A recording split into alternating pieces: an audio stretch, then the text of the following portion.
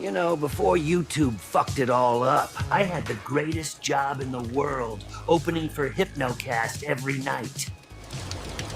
But then we got the call, and YouTube hammered us for Moxie's tits. So now I'm jobless and broke with nowhere to go.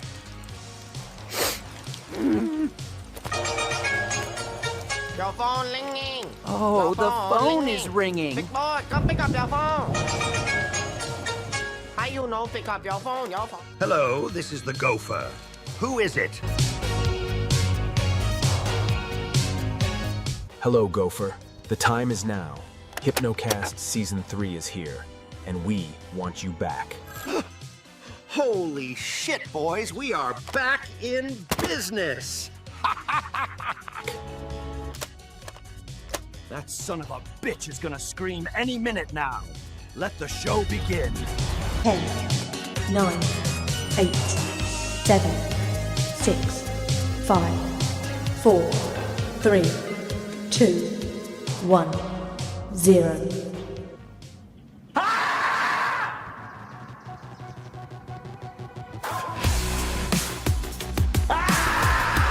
Probably all agree you can't cut 12-year-old Timmy's cock off.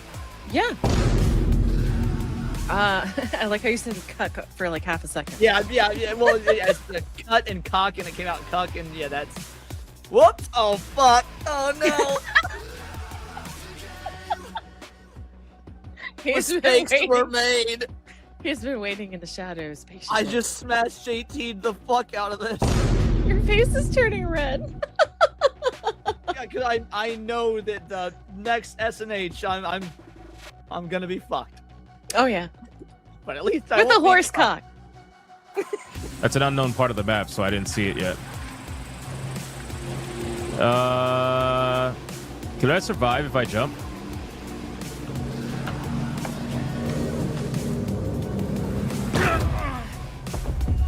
Nope.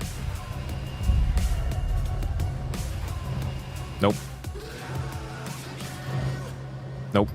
America the greatest country in the world? No.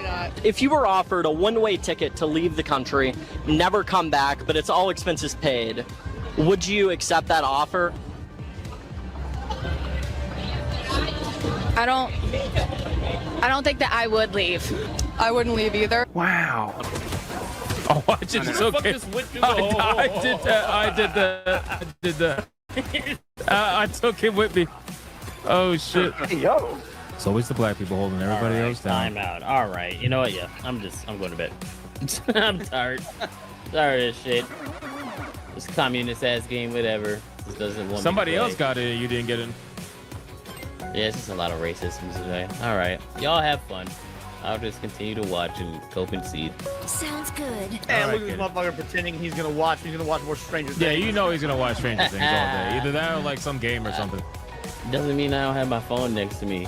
You know? Watching porn. That's tomorrow. Okay, bye. MILF Hunters Part 14. Now, Hypno, I could have hit you with a shuriken. I opted not to because I'm a good friend. That's fucked up, you liar. You're a liar. You're an absolute liar. You're a liar. I knew it. Never trust white people. Thank you, and I would have done it. You could have said thank you, and said like, yeah, Because I knew you were gonna do it.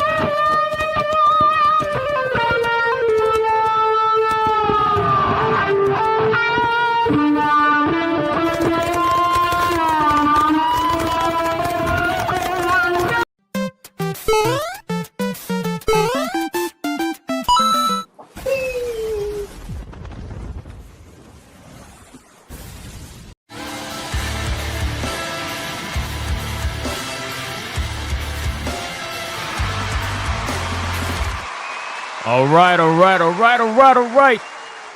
Shout out to all you guys. Welcome to another episode of Hypnocast. That's right. We are live, boys. We are live. We're going to dive down the rabbit hole that is known as the internet. But before we do any of that, you got to bring it in close, ladies and gentlemen. Let's go look at the chat.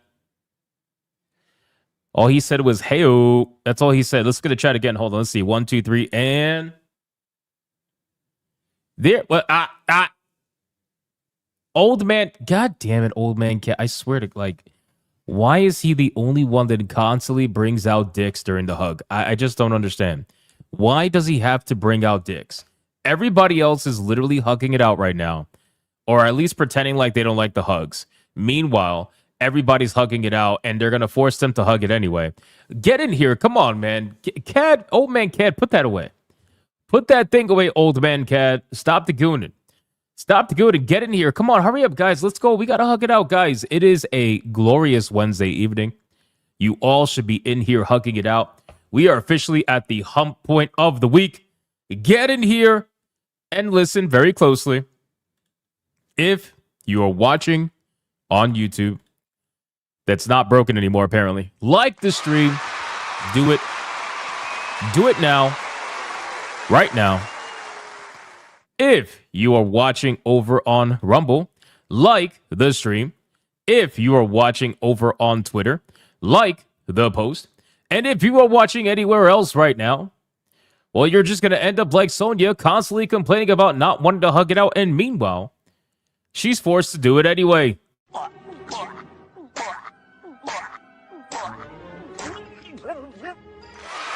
So like the stream. Don't let it happen to you. Can I get a mic check, please? Mic check, titty check, balls check. What are we checking, man?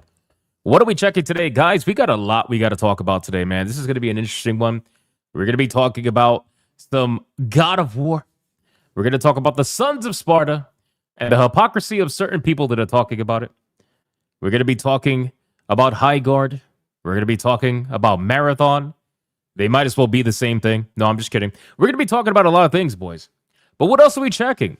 Season 2 of Battlefield 6. What the? No, you love me, Sonya? What the fuck? What the? Season 2 of Battlefield 6 check. Yeah, I heard about Season 2 not really saving the game very much, which is not good, man. It's not good. They got to figure out what to do with Battlefield 6 and turn the ship around. Otherwise, no bueno. Concord Dawn check. Yep, that's basically what we're doing today. Don't fucking touch me check. That's not happening. That is not happening. We will do what we want. We got Guard of War check. We got a do-rag check. That's Captain Do-rag to you, sir. Captain Do-rag to you, sir. We got check with the check. We got I am late was Neo 3ing it up check. Very nice. We got Check with the check again. We got David Jaffe, hates to do God of War, check. We got fentanyl, check. We got I love y'all, but no, check.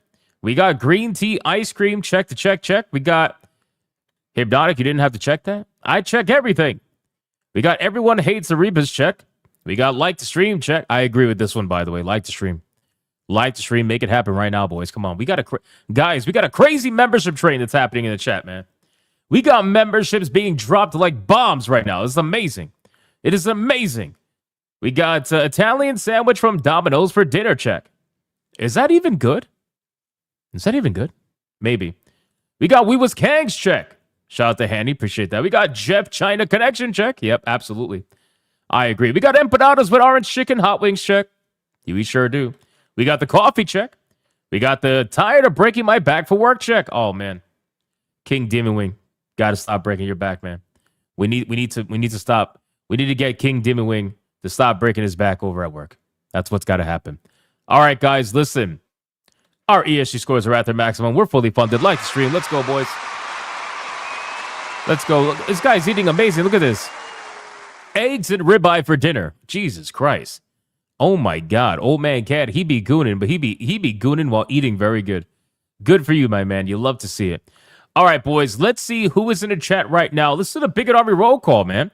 Who's hanging out with us? Who is hanging out with us tonight on this glorious Wednesday hump day evening? Let's see who's hanging out with us, man. Who's in here? Let's see. We got, scroll up. We got Gaming with Zan. What's going on, man? We got 17 Crash Gaming. We got T-Jazz Art and Comics. We got Infernal Hell Knight. Colonel Ruv. We got Handy. We got Sonia. We got The Voice in the Water. We got Tim Grove. We got Sir Spamalot. We got Tuku Curry. We got Raza. We got Ali Kusanagi. We got Midnight Mike. We got the Cello 80 over on Rumble. We got Luck E-Boy with the empanadas. We got Dana Ryer over on Rumble. What's going on, dude? We got Colonel Ruv. We got King Demon Wing. Everybody spam the King Demon Wing emojis in the chat right now, boys. We got Jason Alator. We got Mr. Melancholy. Valiant Goat. This is Sparta 9000. We got Felsteph. We got Creepier07. We got John D. What's going on, John D? We got Ron DFK. Everybody look at the hat. Look at the hat right now. Everybody look at the hat. We got James Dunn. We got Yamato 85. We got Miss Molly. We got Toradol over on Rumble. We got Magni 32. We got Zalosi. We got Bio T-Wolf with the new dot hack. We got Mr. Melancholy. We got Toradol again over on Rumble. We got, let me scroll down. D Draconic over on Rumble. What's going on, man? Old Man Cad. We got Dark Today. What's going on, Dark Today? We got Dragon. We got Chaotic Holy. Guy Caramon. What's going on, dude? We got Limitless Andre. We got My Ex-Wife 7269. We got Gray Soul over on Rumble. All right, guys, 4 more people. 4 more people, then we got to get on with the show, man. 4 more people. We got Melody Johnson. What's going on, Melody Johnson? How you doing? We got Matthew with the Hero Priest. We got Ali Kusanagi. We got Light Ferret over on Rumble. We got Commander Sonok. We got Full Metal 921. We got a Kickin' Danitz. What's going on, dude? We got Nick Havoc. We got, let me scroll down, Marius. We got Sanikin. Not Radio Chimp. What's going on, dude? How you doing? We got, let me scroll down. Midnight Mike. Valiant Goat. Weedy for Sweeney. Says he's hanging out with Sonya. Well, there you go. We got Grimlock. Dade 404. Panthera questioning whether or not he's actually here. We got 2K GameCuber. We got Daniel Barris Sports Highlights. And last but not least, we got Diet Spam over on Rumble. We got Dragon Knight over on Rumble, calming everybody down, making sure everybody understands everything's going to be all right. We got I, who says he would goon to a ribeye right now. That's a little bit questionable. I'm not going to lie to you. And we got Raven X50 over on Rumble. And we got, let me scroll down, Air Razor X over on Rumble. And then we got J-Rock saying RIP to Highguard, followed by beautiful Zexel. What's going on, my man? And more dots. and Real GDR. All right, guys, listen, I called out as many people as I possibly could. Let's sacrifice your fellow Bigot Army member, and let's see who is going to get the massive money shot today, ladies and gentlemen. Listen, this is the middle of the week. All right, it's not a small one. It's not a small one. It's actually a pretty decent sized one. So we got to make it happen, boys. Who is going to get the money shot today? All right, we got Time-Bound Howler. Activating Hypno Disgust and Guarantee Skip. Put the money shot in the food bucket, you coward. Or just go straight to the topics already. To go down by 1. Dark Tenave says Pirate steals your protection and treasure. RIP Highguard and your heart to go down by 3. 1, 2, 3. Limitless Andre with the Captain Do-Rag protection. Cleaning the area to prepare for the person down by 7. 1, 2, 3, 4, 5, 6, 7.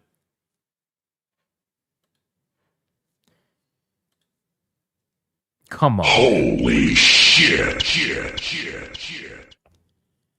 You know, I don't know what's worse. Is it the profile picture of what looks to be a humanoid cat kicking Goku in the nuts? Or is it the emoji of a foot kicking 2 actual nuts? I don't know which is worse. I really don't know which is worse. I have no idea. This is insane. But all I know is congratulations to Kickin' Danitz. Kata's going to be really excited because your foot is going to be the recipient of the money shot today.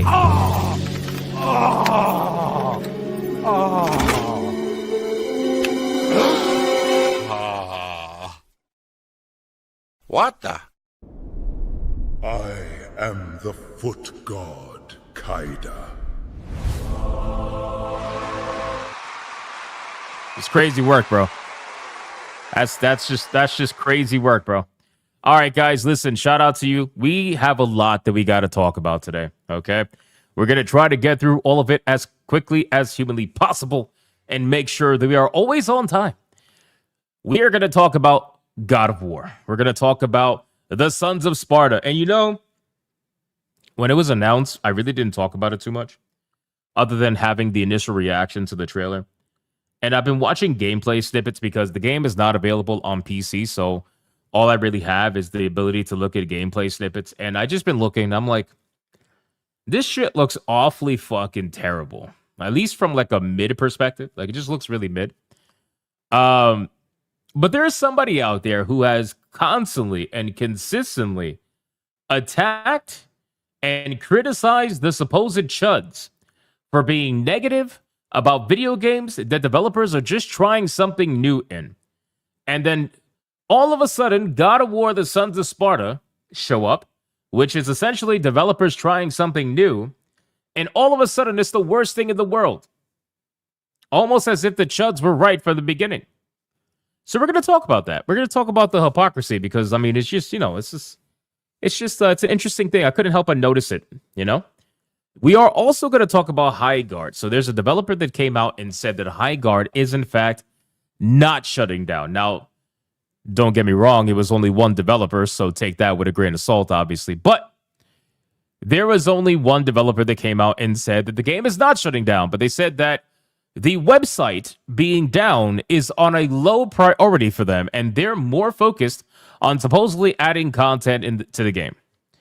So you mean to tell me that you can't even do the bare minimum of having a working website and that apparently you don't have enough people to fix it?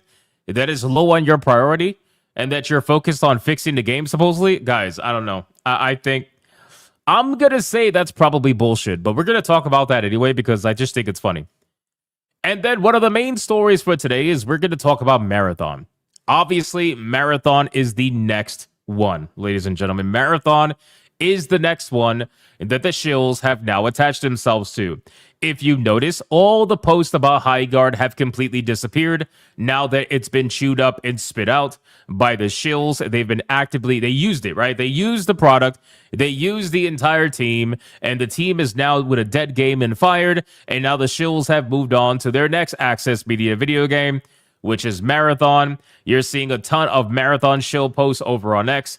You're seeing a ton of marathon videos over on YouTube. You're seeing the same exact conversation that people had with Highguard, with Marathon, which is, I don't understand why everybody's so negative. I don't understand why gaming is so negative now. It was never like this in the past. Blah, blah, blah, blah, blah, whatever. Constantly the same shit all the time. And the sad thing is that out of all the supposed Concord lookalikes, you guys know I've been on record since the beginning where I've been saying that Marathon was not going to fail at first. I've said that all the way since the first reaction to Marathon. I said that the game was not going to fail at first because I truly believe that there is enough Bungie fanboys that are going to support this game, at least in the beginning. Now, if you want to talk about how long the game will last, we could definitely have that conversation. But the game is going to do okay in the beginning because these Bungie fanboys are super desperate. But regardless, even with all that being said, people are still doing the same exact song and dance with good old Marathon because, well, that's just what the Shills do. So we are going to talk about Marathon. We're going to go over the new trailer. They have a new trailer that I have yet to see, so I want to see it and give my thoughts on it. And then we'll kind of look at some posts from certain people over on X that are already pushing a narrative about why is gaming so negative? You know what I'm saying? So we'll talk about it. We'll kind of go over that, discuss that. We got a couple of fast topics as well. We got some Konami news with Silent Hill. We got some ROG Xbox Ally X news, apparently. Apparently, it's raising in price $200. $200. $200. We're going to talk about that because it's insane. It's really insane. Oh, we're going to talk about people being really weird. Hey, Dart Dymo says I'm late but not gay. All right, good. Thank you for the clarification. We are going to talk about people being really weird because as we all kind of expected with the release of or the upcoming release, did I say 200? Yes, I did. Yes, I said 200 smackaroos. With the upcoming release of Pragmata, one of the things that we kind of all knew was going to happen was that the internet was just going to be a little bit weird, right? Around the one of the main characters, which is the little robot girl, android girl, whatever. Well, apparently, the internet did exactly that. And we're going to talk about what's going on with that. They had to ban a subreddit for being weird. You know, like that's basically all I can really say right now, but we'll cover it. I'm sure you guys understand where we're going with that. And we got some Avowed news. Guys, because who is not excited about Avowed? We're all excited about Avowed, right?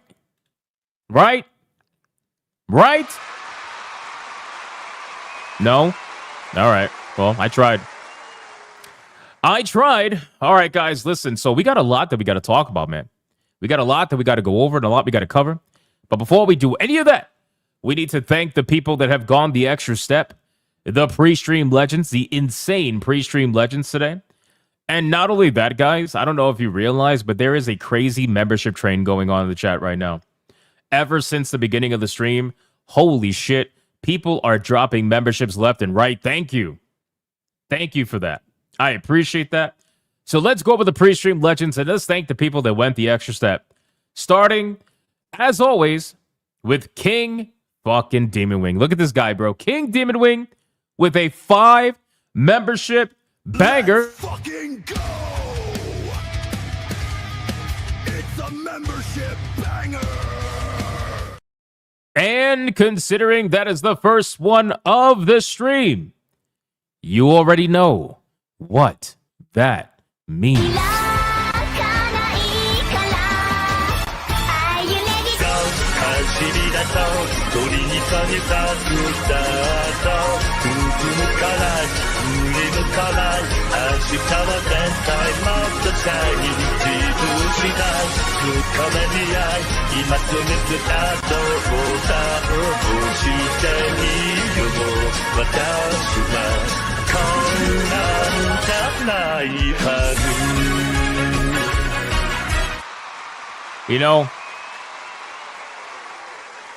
You know, there's only a couple of you, but I see you in the chat. you Kiryu haters, okay? I see you in the chat. And just realize that the majesticness of Kiryu is never gonna go away. It's never, if you gotta mute, if you gotta look away for the segment, it does not matter. All right, it's not going away. Kiryu is here to stay, okay? We got Gray Soul with a 2, says Deep Rock Galactic Season 6 check. Oh, wait, too early. That might be a little bit too early, but that's something we got to look into. Mr. Melancholy with a 2 says Marathon. Please, I'd rather watch paint dry. You'd be surprised, man. You'd be surprised. There's a lot of Bungie Psycho Shills that are super excited for the next consumed product by Bungie. It's a thing. It's definitely a thing. And you know what? Listen, I'm all for people being happy. Play the game you want to play. I hope the game is good for the people that are going to support it in the long term, because I have a feeling that even if the game has high numbers at the beginning, that the retention, as we're going to call it, is not going to be that great for them. All the microtransactions in the world. Buy. Buy it all. We got Ron DFK with a 2. Corduroy pillows are trending. They make headlines.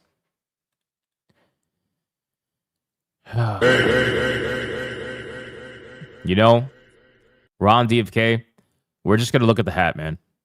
We're just going to look at the hat. Look at the hat, guys. Look at the hat. Ron DFK. Thank you for the 2. And then we got Ali Kusanagi joining in on the membership train that was started by King Demon Wing with a 5 membership bank. Fucking go! It's a membership banger! Shout out to Ali Kusanagi. Thank you so much, my man. I appreciate that. And then right after that, apparently Super Saiyan Little Hypnotic also joined in on the membership train, throwing in 5 memberships. Shout out to Little Hypnotic. Thank you for that. Fucking go! It's a membership banger!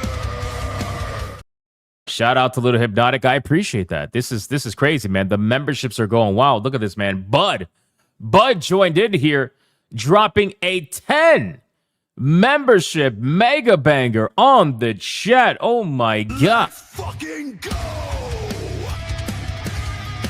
It's a membership banger! Absolutely insane, man. Shout out to Bud. Thank you so much for the 10 membership mega banger. Too Cool Curry says he never gets one.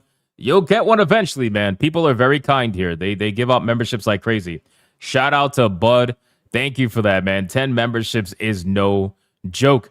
Appreciate you. Then we got Space Monkey with a $4.99 as a fan of the OG Marathon trilogy. I won't play Modern Audience Slop Remake. I don't even know if I would call it a remake anymore at this point. It's a brand new fucking game that just borrows the title. Like, it borrows the name, you know? Like, I can't even... There is almost nothing. If anything, I'm trying to think. I don't think there's literally anything that seemingly ties these games to the original Marathon games. Unless there's something that I don't like remember or know. I just, maybe you guys can let me know in the chat. I have no idea. But this game is literally only Marathon in name. Am I crazy for saying that? I really think it's Marathon in name only. So, but anyway, thank you, Space Monkey. Real GDR with 8 months says, how do I get demoted from mod on my day off? Freerin would be disappointed. It's because I just demoted a lot of mods. That's all. Thank you, Real GDR. But guess what? You can still hang out with us and you can still like the stream. Appreciate you. And then this guy was like, I will not be shown up. I will not be shown up, man. King Demon Wing. I'm going to have to start getting a membership leaderboard, bro. This is absolutely insane. King Demon Wing just dropped a massive, absolutely massive 20 membership hyper banger. Let's fucking go! It's a membership banger! And it looks like he is asking for gingers. He's tagging Old Man Cat, and he's like, Suffer gingers for the win. Is that the one you want, King Demon Wing, or did you want something else? King Demon Wing wants fairies. I don't believe you. Do you want fairies? Do you want fairies? The gifties roll. Yeah, it's crazy, man. People are gifting memberships like crazy right now. Crazy. Shout out to King Demon Wing. Thank you, brother, for the 20 memberships. That is insane, my guy. Insane. I appreciate that.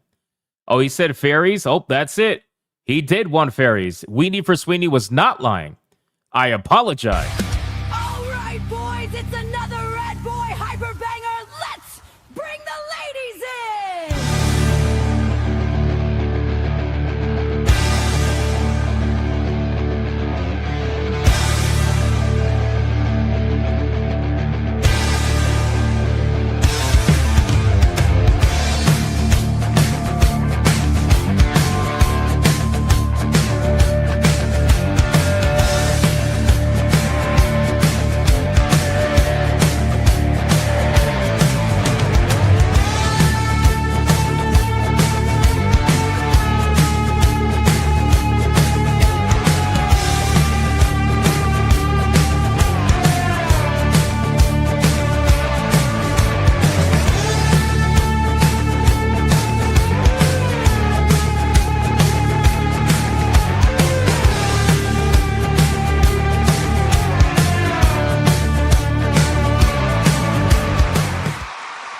Shout out to King Demon Wing. 20 membership hyper bangers, crazy, bro. Thank you for that. I appreciate it. Then we got Zelosi with a 5. The achievement for completing the latest relic weapon step in Final Fantasy XIV is called Clear Obscurum. Interesting, no? That is very interesting. That is very interesting. I would not be surprised. I would not be surprised considering that Square Enix had the Expedition 33 team members come to their studios and, talk about something, whatever that something may be. So I would not be surprised if that was the case. I would also not be surprised to see Expedition 33 characters show up in Final Fantasy XIV at some point in time with some special event. You know how they do collaboration events? I would not be surprised if that happens as well at some point. Either it's a fate or something. I'm sure that will happen. Zema Dubont with a 5 says real gamers play Final Fantasy 11. I agree. I agree, my man. I agree. Thank you for the 5, brother. I appreciate that. Twisted Master with a 5. How do you turn soup into jewelry? Just add 24 carats. Oh my god, bro. Oh my god, bro. You mother fist. Did you see that? He said just add 24. Oh, I gotta do it. I gotta do it again. I gotta do it one more time. I'm sorry. Wow. BioT Wolf with a 5 says, seeing as I found my PS2 and my old copies of Dot Hack and a new one's coming out, I found mine next week. Yeah, man, let's fucking go. There's nothing wrong with going down the lane of nostalgia. Appreciate you, BioT Wolf. Then we got 16-Bit Dude, who's been a legendary member for 8 months. And he says 8 months, y'all. What's going on, 16-Bit Dude? Shout out to you. I appreciate you. A Kickin' Danitz gives some membership after taking the money shot. Appreciate that, my man. Felstep came in with a 5 membership banger. Shout out to Felstep. Let's fucking go! It's a membership banger! The membership train today is insane. Thank you for that. I appreciate all the memberships, guys. We got Spirit World for $4.99. I came here to say late in game, but my feed wasn't updated. So it is, in fact, I who am late and gay. I appreciate the consistency. I appreciate that even though you were wrong, you are willing to call yourself late and gay and apparently pay for it too. That is double badass. I appreciate that, Spirit. Well, thank you, man. Peaches and Cream with a 2 says, have a good show. I'm playing Power Washing Simulator. Wait, you're playing Power Washing Simulator while watching the stream, right? She's watching the stream, right? She didn't leave, did she? She didn't leave to play Power Wash. You didn't. Did you leave? Oh man. Oh man. Well, there it is. Thank you, Peaches and Cream. And then we got Darth Dimos with a massive 99.99 Red Boy Hyper Banger. Here we go! Mucha lucha, mucha lucha. It's the way of life. Mucha lucha. And he says, what?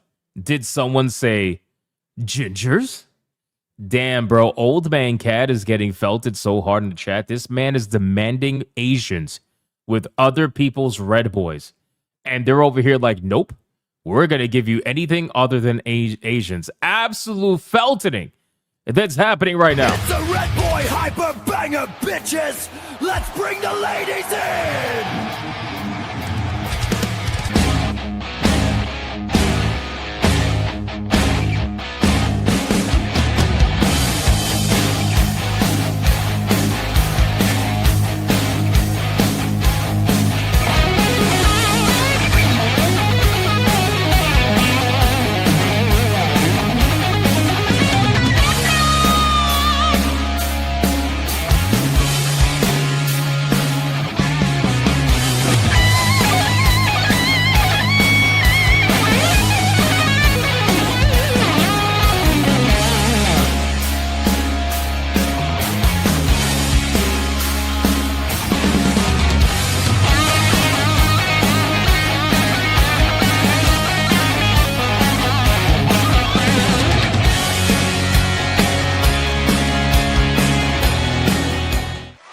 Shout out to Darth Dimos.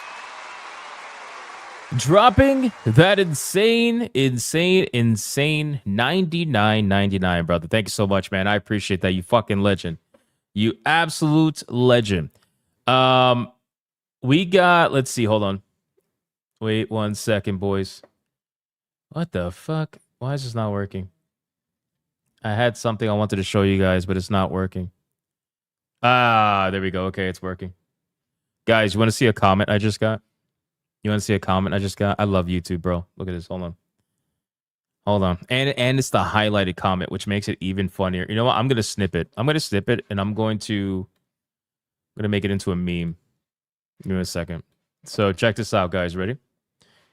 So this is a comment that I just got. Thank you, Darth Dimos, again, by the way. I appreciate you, brother. Legendary. Fucking legendary. This one's for you, bro. I got a comment on one of my shorts talking about Jeff Keighley, right? And in the short, I was like, Jeff Keighley's a little sus, bro. Seems to be in bed with Tencent and all that stuff. It's just a little bit weird. It's getting weird, right? It's getting weird out there. Anyway, so I got this comment just now and I got notified about it. I was like, oh, that's funny. Like literally during the clip. So I was like, this is great. We could definitely show this. If you look right here, he says... He was mocking me, right? Because I was like, when do we start questioning this? You guys remember that, right? When I was like, when do we start questioning Jeff Keighley's relationship with Tencent? So this person came in. I'm telling you, they're coming out of the woodwork, boy. These people are not happy about Highguard's failure. They're not happy about people thinking fucking Marathon is a bid. They're not happy about it. So he's out here. He's like, when do we start to question this? We don't. Because most of us just want to enjoy our games and not wear tinfoil hats over a Game Awards show. Get a life, dude. Touch grass, dude.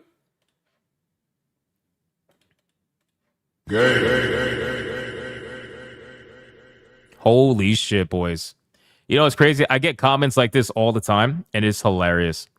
It's hilarious. But this one especially, you could tell, was written by someone who actually believes this and is like so emotionally invested in this. They're so emotionally invested. They're like, some of us just want to enjoy our games. We just want to enjoy. We don't want to wear a tinfoil hat. We just want to enjoy. So it's amazing that a tinfoil hat is pointing out factual information. Isn't that crazy? Like, how is that a tinfoil hat? I remember when tinfoil hat used to be pointing out things that you're kind of just making up based off the scenario. But all I did was showcase that he is actually in bed with Tencent to some extent in the Game Awards. And that, when do we start questioning this? But he's like, tinfoil hat, all this shit, tinfoil hat. Anyway, it's crazy, bro. Crazy. All right, let's finish up. We got Setsuda's Shadow for 6 months. 6 months, late and gay. For me, that is. Thank you. I appreciate the honesty. And then Mr. Spanglish with a 5 says, what's the difference with a juice man and a pizza? Pizza doesn't scream when it gets burns. It's crazy. Crazy. Actually, this comment is so accurate. Seneca says, just want to enjoy games, yet they're chronically online more than us. That is so true. That is, you know how true that is? So I find it funny that the people who are like, we just want to enjoy video games. We don't want to constantly have negativity. It's like, guys, if I'm enjoying my video game, you know what I'm not doing? You know what I'm not doing? You know what I'm not doing? I'll tell you what I'm not doing. I am not looking at other people hating the game that I'm enjoying. I'm just being real, right? How many times, like look at Kenna Bridges of Spirits. Like I enjoy the shit out of that game. You know how many people made fun of that game, troll that game, attack that game, and I don't give a fuck. I play that game like nobody else exists. But these people, for some reason, they need the approval of everybody else in order for them to enjoy the game that they supposedly enjoy. So it's like you guys are looking for validation in the choice that you probably feel like is wrong, but you want it to be right. So you're looking for other people to validate your choice of video game. You don't need that. You don't need that. If you really enjoy the game, you don't give a shit about the validation of anybody else, bro.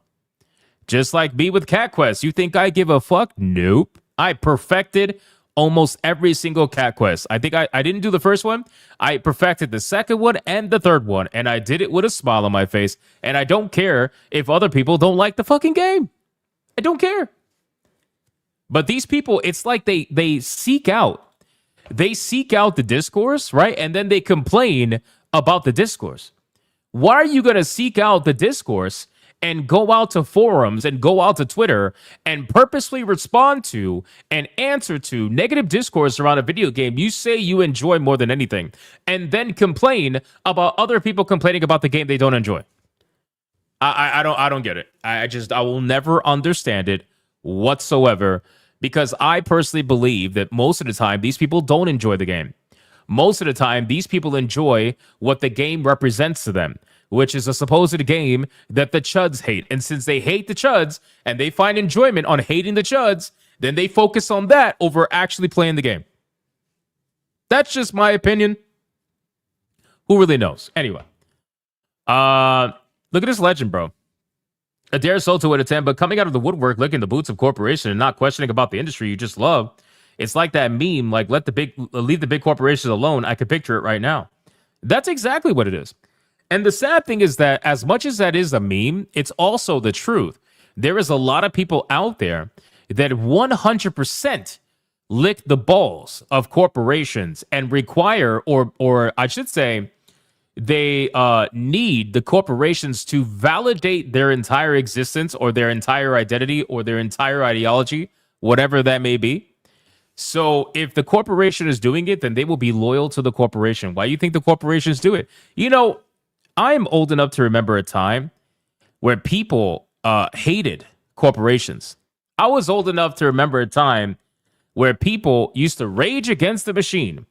And then the machine found out that the best way to get people to rage with the machine is just to tell them how special they are. Apparently, that's all it takes. And now you got people raging with the machine when they used to be against it. It's an interesting thing. But anyway, that's besides the point. And then we got Peaches and Cream with it too. Says, I got you in the background. Like the stream. Thank you. I appreciate that. You may go back to power washing now. Thank you so much. All right, let's check Rumble really quick. We got Mystic Vegeta with $1. Says, hey, Hypno and all. X-ray and blood work done tomorrow. Birthday today, 41. Know you prefer people not sending you money on their birthdays, which is why I did it on Rumble for only $1.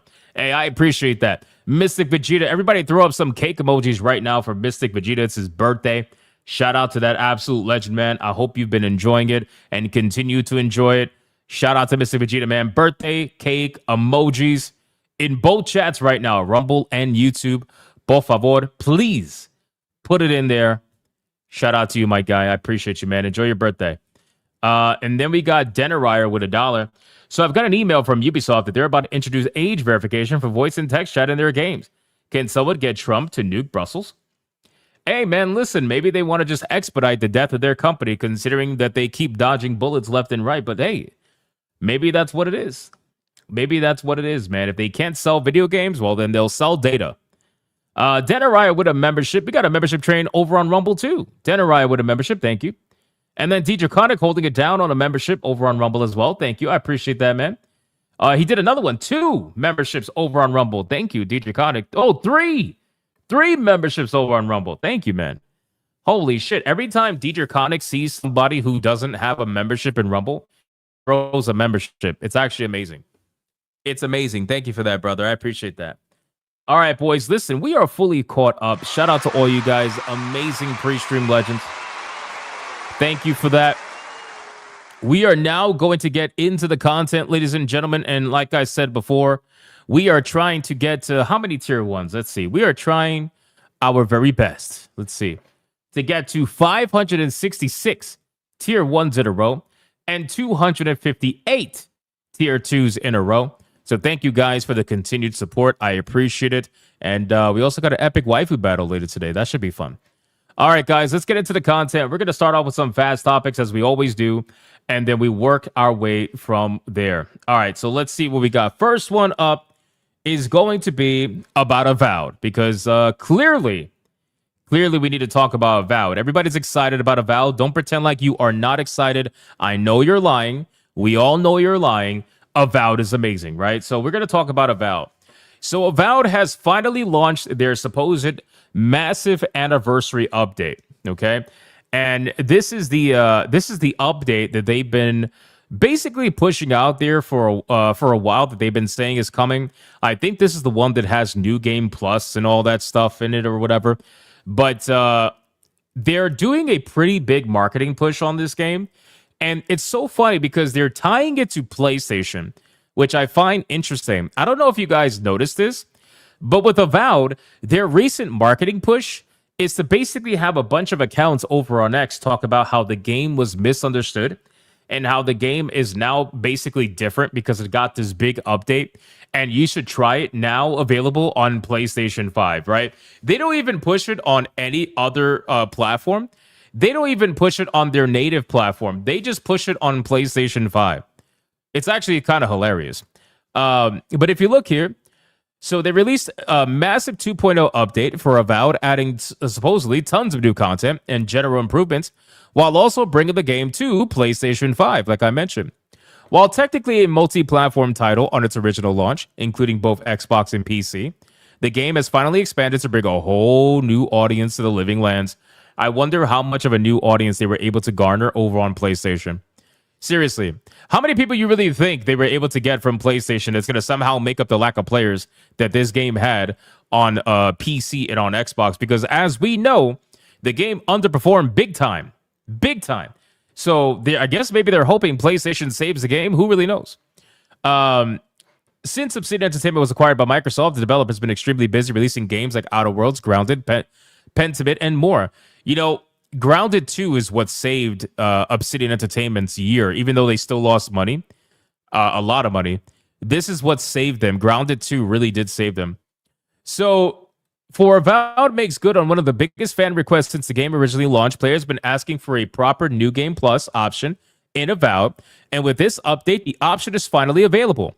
When selecting this option, players will carry forward all spent attribute points, unlocked abilities, necklaces, rings, trinkets, unique gloves, unique boots, and enhancements.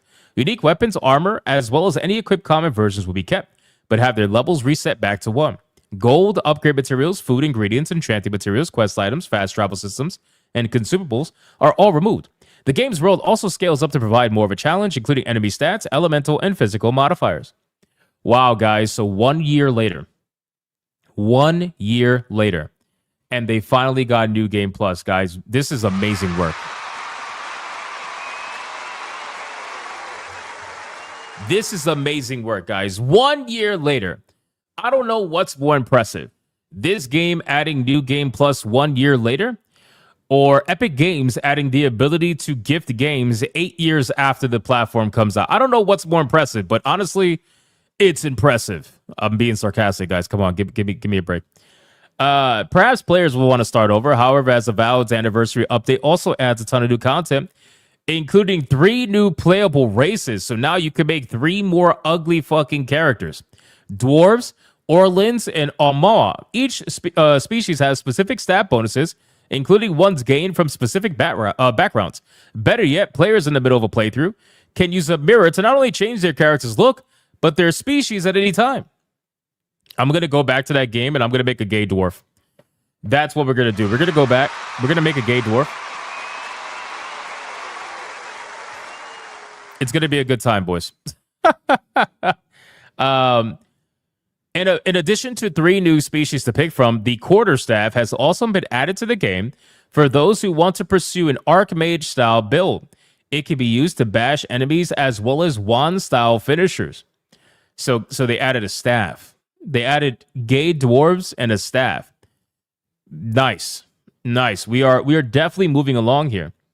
They added a photo mode, which is now available on Avowed. And apparently they also have a ton of accessibility and difficulty modifiers that can be applied to further tailor and customize the experience. The settings can be found within the game tab of the settings menu. Bro, it's amazing how the journal... I feel like you're just writing to write at this point. Like, the journalists think you're so fucking stupid that you can't even find the settings in your game. So they're like, hey, yeah, if you want to customize this experience, you just got to go in the settings, which can be found in the game tab of the settings menu, guys. Like, thanks. Tell me I'm retarded. It's crazy, bro.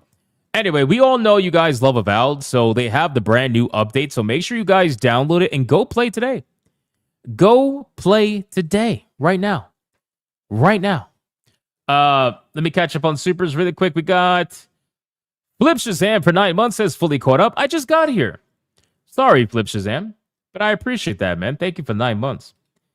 Look at this fucking guy. We got DJ dropping a $100 Red Boy Hyper.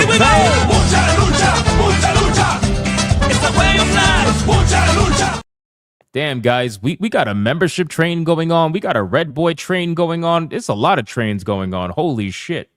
I haven't seen this many trains getting ran since watching Bonnie Blue. This is insane. DJ says, God, I hate games made by pores for the pores. Have I mentioned I hate the pores? I think you have, but I also believe we hit tier 2, so give me one moment.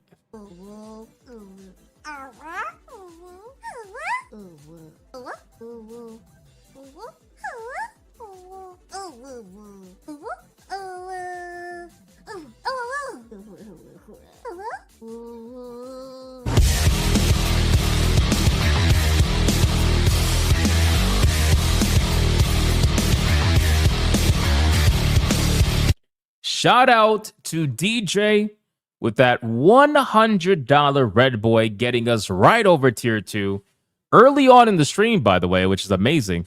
Shout out to DJ, man. Thank you so much for that. I appreciate that. DJ, you got to pick a clip, but just don't pick Asians because the chat is trying to continue the feltoning of Old Man Cad. Old Man Cad is trying to co-opt every Red Boy to try to get Asians to be played. So we're trying to see how long this can continue. The feltoning of... I feel so bad. The feltoning of Old Man Cad. How long can this continue? Demon Carol with a 5 says, real question time. Would you rather be the first of 100 against the gorilla or the last of 1,000 with Bonnie Blue? Nah, I'd rather just be the first to fight the gorilla, bro. Let's just fight the gorilla, bro. Let's get it over with. Let's just fight the gorilla, bro. DJ says Nubians. Okay. All right. We're going to play the Nubians clip for DJ. That's what we're going to do. Here we go. All right, boys, we got another Red Boy Hyper Banger. Let's bring the ladies in.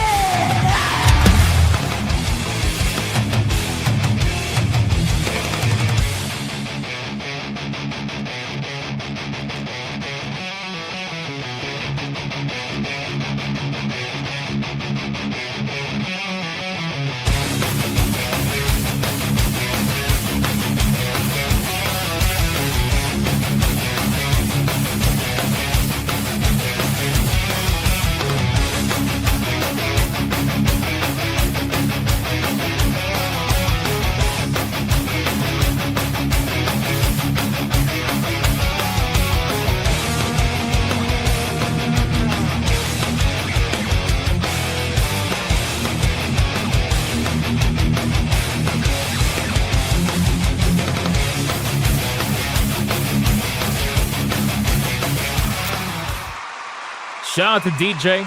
Thanks so much for the Red Boy. Hope you enjoyed the Green Nubians. I hope you enjoyed the Green Nubians, man. Thank you for that. Demon Carol, thank you again for the 5. We got Kang with a 99-cent banana. Thank you for the banana. I appreciate it. And there's Soto with a 10. Really, they add a photo mode, photos only for a cool characters, attractive women in Ghost of Tsushima, Warhammer. But for the game, really, to see your ugly character, they surely understand customers. Yeah, apparently they think that you want to take pictures of your characters. For whatever that reason may be. I don't know who would want to do that, but hey, it is what it is. Thank you, Adair Soto Demon Carol, for $1 over on Rumble. Game to check out Undead Chronicles on X and Steam. I will. Deadeye's Lock with $1. What does the friend zone and jail have in common besides confinement? They both can't rob a man's time better than an entitled woman can. Damn, that was... Again, that felt personal. That felt personal. You good? Are you okay? Shout out to Deadeye's Lock, man. He's just venting. That's what it is. He's venting. All right, guys, let's get to the next topic, man. We're moving right along. Let's talk about people being weird, because we all knew this was going to happen, okay? So if you guys are unaware, Pragmata obviously is getting ready to release pretty soon. And you know what's so funny? I remember reacting to the trailer when it first dropped and thinking to myself, you know, I don't know if people are really going to be weird with this. I was like, maybe there's going to be some level of line being drawn that perhaps we're not going to get weird with this, right? Like, can the internet just not get weird with this one? Can we just play the game and you know, perhaps just not go to anyway? Well, unfortunately, the internet is the internet, and I definitely should have known better because apparently Reddit has banned a Pragmata subreddit for apparently people sexualizing the game's child's robot character. So yeah, apparently this subreddit, a moderator recently stepped down in protest of the supposed pedo stuff. Apparently this subreddit was sexualizing this character. Now, I have no idea to the extent of what they were doing because I'm not part of that subreddit. I don't use Reddit. However, I honestly, I can't. I wish that I can say I'm surprised, but I'm not. Right? Like it's the internet, right? The internet's gonna do what they're going to do. I'm pretty sure she's probably gonna end up on R34 if she's not already at some point in time. It just gets crazier and crazier. But in any case, let's just read some of this. So, some of the game's fans are far from normal. Reactions to the infantile appearance of Pragmata's android protagonist Diana on the r/Pragmata subreddit have prompted one of the moderators to publicly step down from their role, with them citing the overwhelming influx of pedo shit as the cause. Another Pragmata community has been shut down altogether by Reddit over inappropriate posts. So they're doing this in the official Pragmata Reddit. It's not even just like the subreddit. They're also doing this in the official Reddit. Now, how far they're going with this, I have no idea. But I gotta imagine if it's making people want to step down, you know, I can only imagine. Now, I know people are going to be like, oh, this is Kotaku. Maybe they're rage baiting or whatever. That's probably true. But this has been verified by many outlets already and other people over on X as well. So, you know, this is definitely a thing. The Pragmata community on Reddit has splintered into 3 distinct subreddits. You got Pragmata, which is the main subreddit. You got Pragmata Safe for Work, a self-described attempt at building a sub that isn't plastered with pedo dog whistles. And then you have r/Pragmata_, which was just banned on February 18 for breaking Reddit's Rule 4, which explicitly forbids the sharing of sexual, abusive, or suggestive content involving minors. Oh boy. I mean, the internet, you know, the internet's definitely going to internet, unfortunately, at this point. In one February 4th post on r/Pragmata SFW, moderator Joe Zocked Games stated that none of their proposals to be more strict were taken seriously and derided the r/Pragmata subreddit for inviting several mods with feeds full of lewd lolly stuff. The user also claimed that another moderator who is still part of the moderation team on subreddit had a post manually removed by Reddit's main staff because it featured obscene artwork of Diana. You know it's bad when mods post CP and Reddit needs to step in. Oh, wow. So, wait. So moderators of actual Reddit stepped in and deleted. Oh, shit. That's crazy. Reddit's main staff even joined in. They were like, yeah, nah, we got to delete this. If you're too gooder for even the Reddit main staff, that means that whatever was posted was pretty fucking bad. I gotta imagine, because those motherfuckers let anything go for the most part. So if it was too much for even them, oh man. Oh boy. Prior to moderator Joe Zocht Games stepping down, the moderation team behind the original subreddit attempted to address the recent toxicity by banning users who post sexualized content involving Diana and removing any sexualized comments, jokes, or content involving the character. That is what led to the creation of rpragmata_, which solely focused on posting lewd artwork of Diana. The contents of the subreddit were immediately condemned elsewhere on Reddit.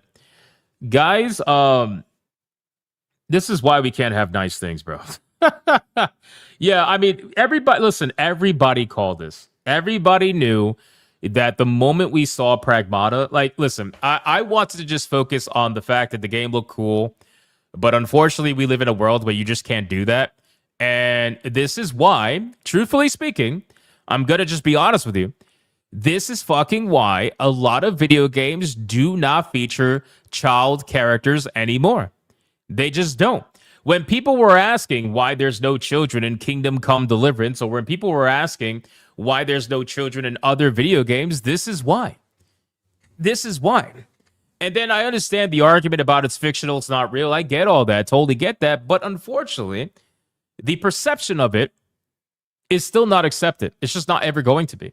And people have every right not to accept it. So I don't know, man.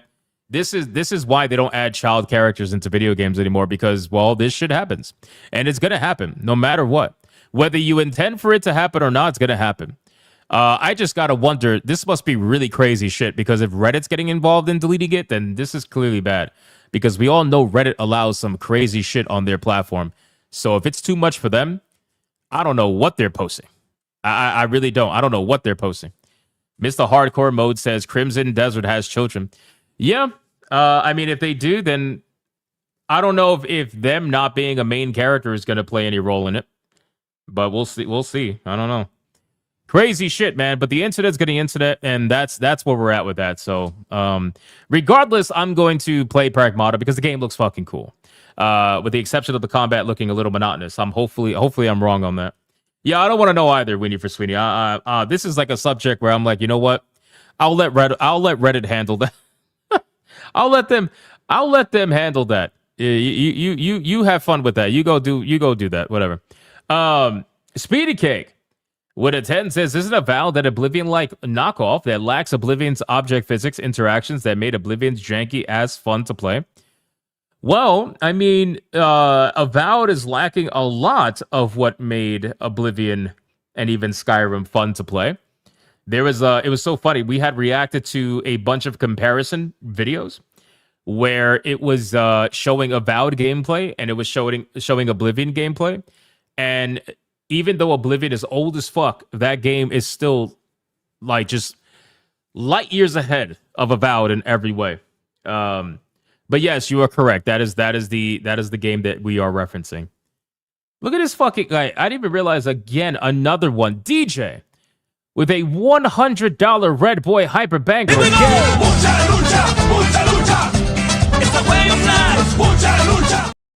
He says, old man Cad can't see his feet standing up. Bro, what? Oh my god, dude. Oh my god. All right, I know he's not gonna pick a clip, so I'm just gonna pick a clip. I'm gonna pick a clip, and it's not gonna be Asian. All right, boys, we got another Red Boy Hyper Banger. Let's bring the ladies in.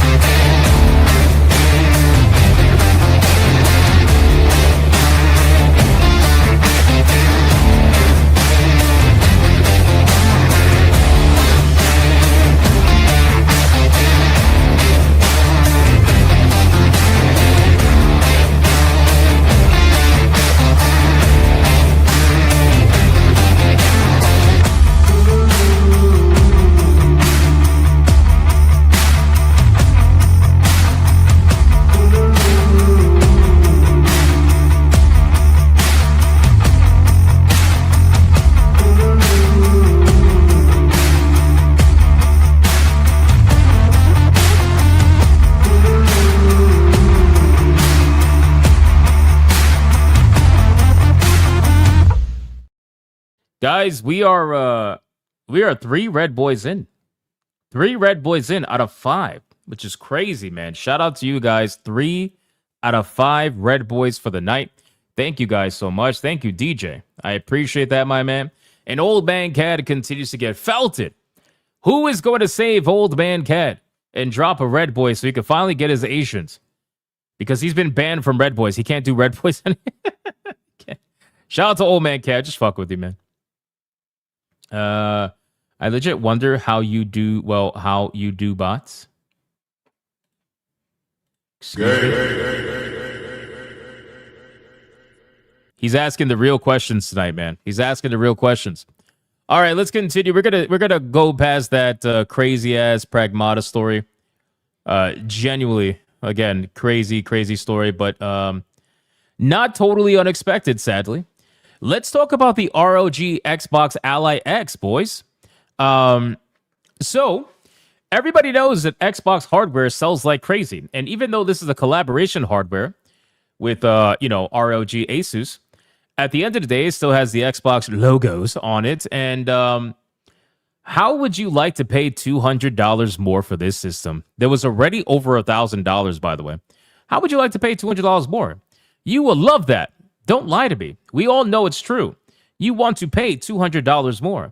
Don't fucking lie to me. Well, apparently, according to VGC, they are going to be increasing the price of the Xbox Ally X, and it's going to be almost $200 in Japan.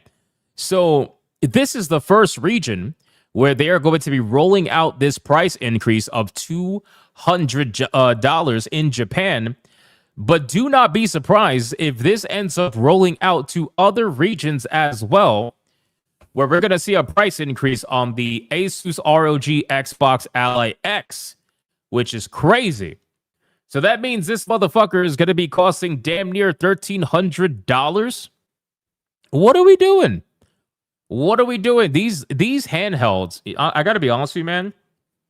These handhelds are going to be unbelievably expensive. I mean, they already are. Let's be real. They're already getting to that point. But it's going to get to a point where these handhelds are going to become the premium items that are just going to keep rising and rising and rising in price. And we're going to see the gold rush with these handhelds, where you're going to see all these different variants. Everybody's going to come up with their own thing. It's going to be nonstop, where they're going to be trying to make this insane. So if you look here, for the lower end ROG Xbox Ally X, it's about $600 in Japan, right? And it's about almost $1,000 for the higher spec ROG Xbox Ally X. It's about 139,000 yen, which is $913, right? However, the standard Xbox Ally remains the same price, but the Xbox Ally X now costs 169,000 yen, which equates to $1,109 on the official Asus website, which is an increase of $196 in Japan. Now, I wonder how these systems are selling in Japan, because Xbox systems do not sell well in Japan. Japan does not give a fuck about Xbox. Like, seriously, they don't give a shit about Xbox. Now, considering this is a handheld, perhaps this sells better, and they're maybe thinking they're going to be able to get more money from Japan or something like that. I don't really know. But it is only starting out in Japan. But all I'm saying is, do not be surprised if we end up seeing a rollout to other regions as well. This is only the beginning. So I expect a price increase to this system for the US and probably Canada and basically North America. I would not be surprised if we see an increase at some point pretty soon. So I just wanted to share this information to you guys. Look forward to the price increase. If you don't have an Xbox ROG Ally X, well, if you want one, I would probably get one before they raise the price. All right, next topic. So apparently, it's been like kind of, sort of, maybe confirmed. Again, this is kind of up in the air. But it's been kind of, sort of, maybe confirmed that Silent Hill Townfall is going to be a PlayStation console exclusive at launch, which I think is probably a really terrible idea for them, considering that Silent Hill is for the most part a pretty niche franchise. It never had like the mainstream success of Resident Evil, and Silent Hill F sold as well as it did because it was multi-platform. So making Silent Hill Townfall a PlayStation exclusive, I don't think is going to be a very good idea. But apparently that's their plan. It seems that let me scroll down. So it will continue Konami's long-running partnership with PlayStation as a PS5 console exclusive. Blooper Team Silent Hill 2 Remake had a one-year PS5 exclusivity window before launching on Xbox, although Neobard's Silent Hill F launched on PS5, PC, and Xbox Series X at the same time last September. According to the official Silent Hill Townfall website, the game is only confirmed for PlayStation and PC via Steam and Epic Games Store. Oh, felt it. Felt it. I don't got to worry about it. It's just Xbox that gets fucked. It's still gay though. It's like so stupid. Like, why would you do that? You already know that you're not going to be selling many copies on Xbox. So does it really matter? Does it really matter to make it exclusive to PlayStation and to keep it off Xbox for a year when you know that you're not going to sell that many copies on Xbox to begin with anyway? Most people are going to buy the game on PlayStation or PC. So what the fuck is the problem? Just release it everywhere. This is the most stupid. It's to give you the fake. Yeah, I guess maybe it's being petty, right? Maybe it's being petty, or maybe it's giving like the fake. It's probably giving crumbs to the people who are still console warring, who think that there's like these crazy exclusivities on PlayStation and whatnot. It's like, bro, just fucking release it everywhere, bro. Who cares? Who cares? You're not gonna sell that many on Xbox anyway. Just fucking release it, bro. But anyway, apparently it's gonna release on PS5 and PC, and it's gonna be skipping Xbox for an unknown amount of time, but most likely it's gonna be about a year. So we'll see if that ends up being true, but that's what the website points to right now. So if you do own an Xbox and that's your platform of choice, and you were hoping to play this game, you're going to have to wait a year before you can play it. Just letting you know. Let's X that out. We got this game. We ended up looking at this game. This game looked really interesting. It got recommended by a bunch of you guys. A bunch of you guys recommended this. Hold on. So, do you guys remember, I think it was Demon Carol? I forgot who exactly recommended Replaced. But this game looked really sick, and I ended up wishlisting this game. But apparently it's been delayed again. This is like the third or fourth time this game has been delayed. It is going to be delayed to April of 2026. So if any of you were interested in Replaced, unfortunately, it looks like we're going to have to wait again. And they're saying that the game is finished, but that they're desperately trying to make sure it's everything that they're hoping people will enjoy. Demon Carol says, I was one of the ones that recommended. Yeah, I figured as much. I remember. This game looked really sick. They said that Sad Cat Studios has delayed and replaced a couple of times over the past 2 years. The first one was back in 24. Well, it was pushed to 25 to meet high standards. Then it was delayed again in August 2025 when the developer stated that players would have to wait until spring. Now a new delay announcement has, in fact, arrived. And they said that after a lot of back and forth, the development has decided to delay release to April 14th, over a month later than the previously announced March 12th. The developers have stated that the game is technically finished, but they need a few more weeks to polish, stabilize, and make the final version more true to the vision that they shared before. And I'm okay with that. I'm okay with waiting another month or two if it really is for that. But the problem is a lot of developers, they'll tell you that it's to polish the game and to make sure that it's as bug-free as possible. But then the game ends up releasing and it's filled with bugs. And then you come to find out that that's not the case at all. I'm hoping that's not the case here, but still. It's unfortunately going to be delayed. So if you're looking forward to that game, we got to wait a little bit longer. Let me skip this. All right, we got two more stories. They're going to take quite some time. The first one is going to be about God of War Sons of Sparta. And the second one is going to be about good old Marathon because, well, you know, Marathon is a thing, apparently. Well, before we talk about that, we got to cover Highguard one last time, guys. So the Highguard website is still down, by the way. So it's not just like a one-day thing. It's not getting DDoS or anything. Like, the website is genuinely down, and it's been down since I talked about it yesterday. But a Highguard developer has come out, one developer, by the way, has come out and said that the game is not dead and that the website is just broken. and that fixing it is apparently on the low end of their priority list. They don't care about fixing the website. Now, imagine your game. Okay, think about it this case, right? Because they even admit reputational damage for that decision. Think about this, guys. You have a video game that is being completely felted in the public eye. You have a video game where 90% of, maybe even more of your developers were fired. You have a video game where this entire thing is falling apart all around you. And you don't even want to bother to fix the public-facing website of your video game that you're trying to convince everybody is actually alive and not dead? Like, what exactly is going on here? I don't understand. I feel like from a presentation standpoint, that has to look really bad, right? If you're trying to convince people that your game is okay, but then if they go to your website to learn more about your game and it's down, well, aren't people going to think that the game is dead? Or the game is struggling or something? But in any case, on the official Highguard Discord, one of the developers finally addressed the website situation. When asked, the developer revealed that the website was down as it was being transferred and simplified. Okay. They are not sure about the time frame as reputational damage is already done and are currently focusing on delivering new updates and content to improve the game for players. Guys, the developer was also asked whether the team would refresh the previously communicated roadmap or keep it the same. The dev responded stating that they doubt that the roadmap will be restated as they need to target player feedback to improve, not just content. However, saying that, the developer also revealed that a lot of that content is still coming out and probably sooner. The developer in question is a designer on the team who has worked on Wardens, base select, movement, and more aspects of the game. So, I'll tell you this.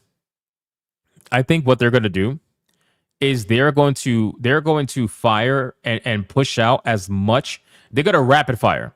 They're going to put out as much of their pre-planned content that they had, all the content that they cut out the game that they wanted to sell to you later down the line.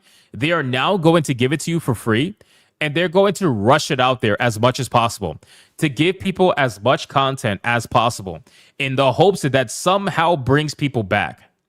That's what I think they're going to do, which is why he said that the content on the roadmap will probably be introduced even sooner.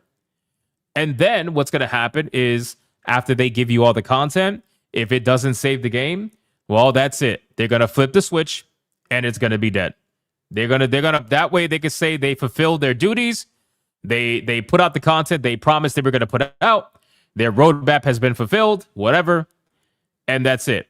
Yeah, I agree. This game is on life support at this point. This game is on absolute life support. And unfortunately, I don't think what they have planned is really going to do anything. It reminds you of Anthem. Yeah, actually, that's kind of fair. That's kind of a fair assessment. Comparing it to Anthem is pretty fair, considering. I think that this is going to be. I mean, we are definitely witnessing the end of Highguard at this point.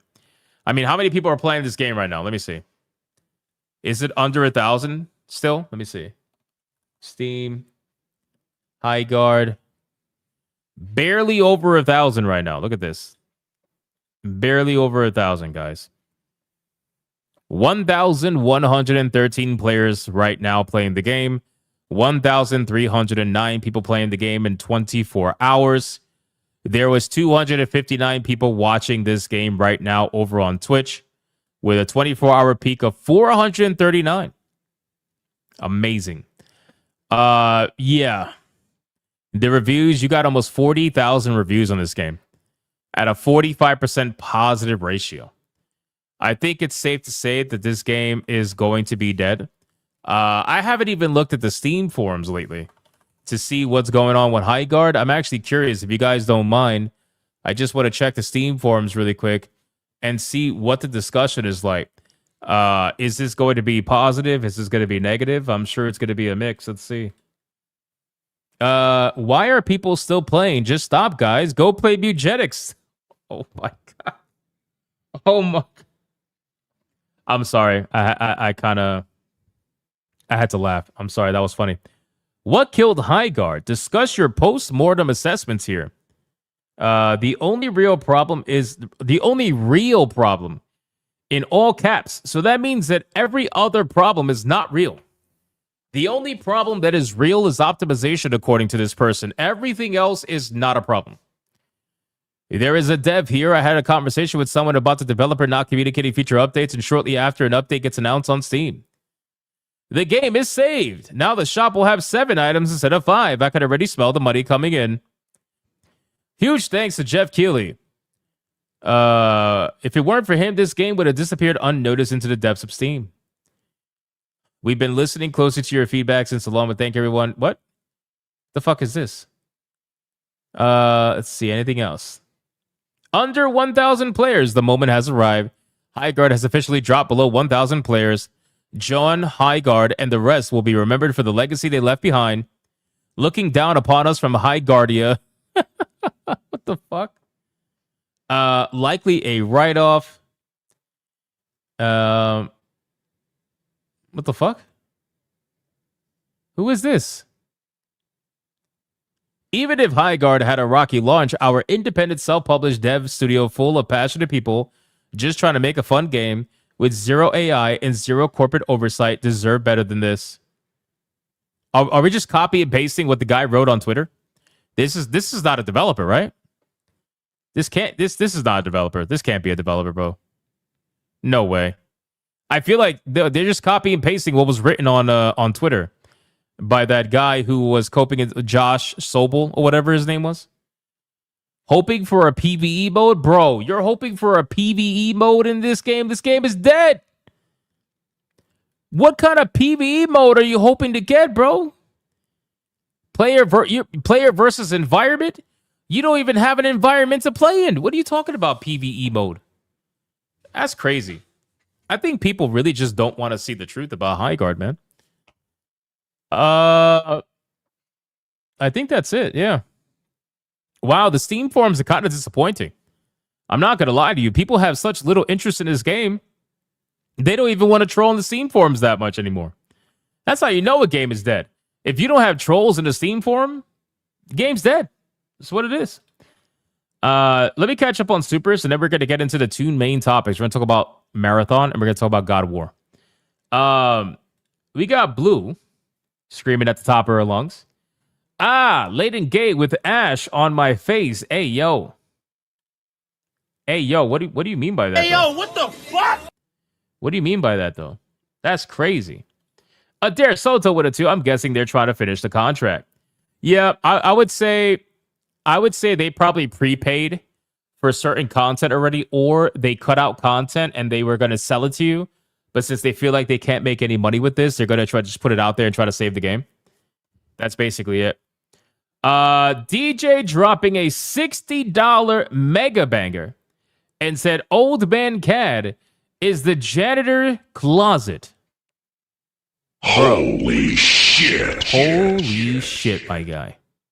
Holy shit. Shout out to DJ for the $60 mega banger. Mucha lucha, mucha lucha. It's the way of life. Mucha lucha. Shout out to you, my man. I appreciate that. Fucking legendary, bro. And then we got a Dare Soto with a 2 to the Chinese company, allegedly, or a grain of salt. Listen, man, at this point, maybe a Chinese company has to buy the game. Somebody's got to buy Highguard and fix it, bro. Tencent might as well just come out and be like, listen, it was us all along. It was us all along, boys. It was us, you know? Buy our game. We're going to put waifus in the game now. It's crazy, bro. Thank you, Adair Soto. I appreciate that. Over on Rumble, we got Tornall with a 2. Says, did they fire a guy? Then find out he was the only one with the password to the website. Dude, can you imagine? Oh my God, can you imagine they fired like a cybersecurity guy over at the studio, and then come to find out he was the only one that had control over the website. So he took the website down, and now there's no way for them to get it back. that would be so funny, but it's actually very possible. It's very possible. Thank you, Torno. I appreciate that. All right. We are fully caught up, boys. Let's get into more content. All right, we're going to talk about the God of War, Sons of Sparta. because that is very important. So, Sons of Sparta ended up being revealed at the State of Play. And when it got revealed, everybody was pretty much thinking that this game looked fairly mid. You know, for the most part, like, I don't mind like 2.5D style video games. Obviously, I've played a lot of them. But nobody wants to play as an origin story Kratos. I've never quite understood where the allure for that was. I think if you're going to make a game like this, you should have made it with the actual Kratos that people wanted to play. You know, the toxically masculine Kratos that is going to just destroy everybody and everything. I think that's what people would have wanted to play as. But unfortunately, we ended up playing as the little guy Kratos and his friend over here. And a lot of people had criticisms about it. And the game ended up getting shadow dropped. I guess they wanted to, capitalize and maximize on the God of War franchise name. And they did. You know, the game is $30, but it's only available on PlayStation. It's not available anywhere else. Otherwise, I would have checked it out, reviewed it myself, and played it. But unfortunately, I'm not going to pay PlayStation $30 for this piece of shit. So with all, that's his brother. Okay, that makes sense. Yeah, nobody cares. People just want to play as the actual Kratos. So with all that being said, though, people have been reviewing this game, and you know, for the most part, people are saying it's basically mid, maybe slightly below mid or slightly above mid, depending on where you fall. But ultimately, there's one particular person that has reviewed this game that I find to be extremely interesting in the overall conversation for a multitude of reasons, and that is none other than Jaffe Cakes. Okay, so Jaffe Cakes ended up reviewing this game as most people pretty much knew that he would. Like, why wouldn't Jaffe Cakes not review this game, considering he is the creator or one of the original creators of God of War and Kratos? So it makes sense that Jaffe Cakes would review this game. However, one of the things that I found interesting when Jaffe Cakes ended up reviewing this game, and shout out to Cult Classic Cage, because she's the only reason why I even know this existed, because I watched her video today about it, and I'm like, oh, well, that's interesting, because I don't pay attention to these people. I don't give a fuck about these people. I've said that so many times. I find them to be the most disingenuous, boring people out there. But there's one thing I want to harp on, and that is Jaffe Cakes' review of this game. So first and foremost, if you guys don't remember, Jaffe Cakes was one of the people who actually shit on everybody when it came to Dragon Age the Veilguard, and was basically angry that people weren't giving Veilguard a fair chance. And one of the reasons why people weren't giving Veilguard a fair chance is because Veilguard was basically the opposite of everything a Dragon Age game was prior to Veilguard's release. And he would gaslight people and say the developers are just trying something new. You know, maybe it's not for you. Maybe it's not. You know, he would come up with any excuse as to why you should like Veilguard and why the chuds were wrong about Veilguard and all that stuff, right? It's all bullshit. We all know it's bullshit. However, it seems like with Jaffe Cakes, it's completely the opposite when it comes to something that he's personally invested in, right? So apparently now, if you guys remember, the gaslight that we got with Highguard is that playing a video game for an hour is not enough to determine whether or not you actually like the game.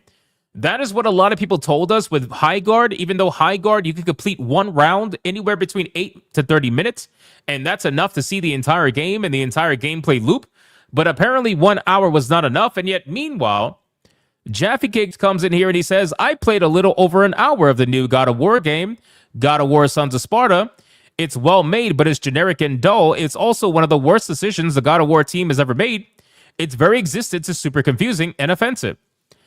So I find those comments to be so interesting because I want to make it very clear that I actually agree with Jaffe Cakes, okay? I don't disagree with Jaffe Cakes. I actually agree with Jaffe Cakes. The problem is that Jaffe Cakes, unfortunately, doesn't have a level of ideological consistency that the Chuds seem to have. When the Chuds had a problem with video games like Dragon Age the Veilguard, Jaffe Cakes ran damage control and defense for those kind of video games for whatever that reason may be. I'm sure he's going to gaslight you and tell you that people were just wrong and he ran defense because of the gameplay and he totally didn't run defense on it because of all the ideology that's in the game from modern day. He will run all of this damage control and defense and all that stuff, but Jaffe Cakes, unfortunately, there's something missing here. There's a little bit of ideological inconsistency here. He's sounding like a chud. I don't know about you guys, but this comment right here sounds like a chud. One of the things that we complain about all the time, okay, is this last part right here. Its very existence is super confusing and offensive. How many times have we said that for so many video games that are sequels to pre-established video games that didn't have bullshit in them, and then all of a sudden you start getting modern day bullshit thrown into it for whatever that reason may be.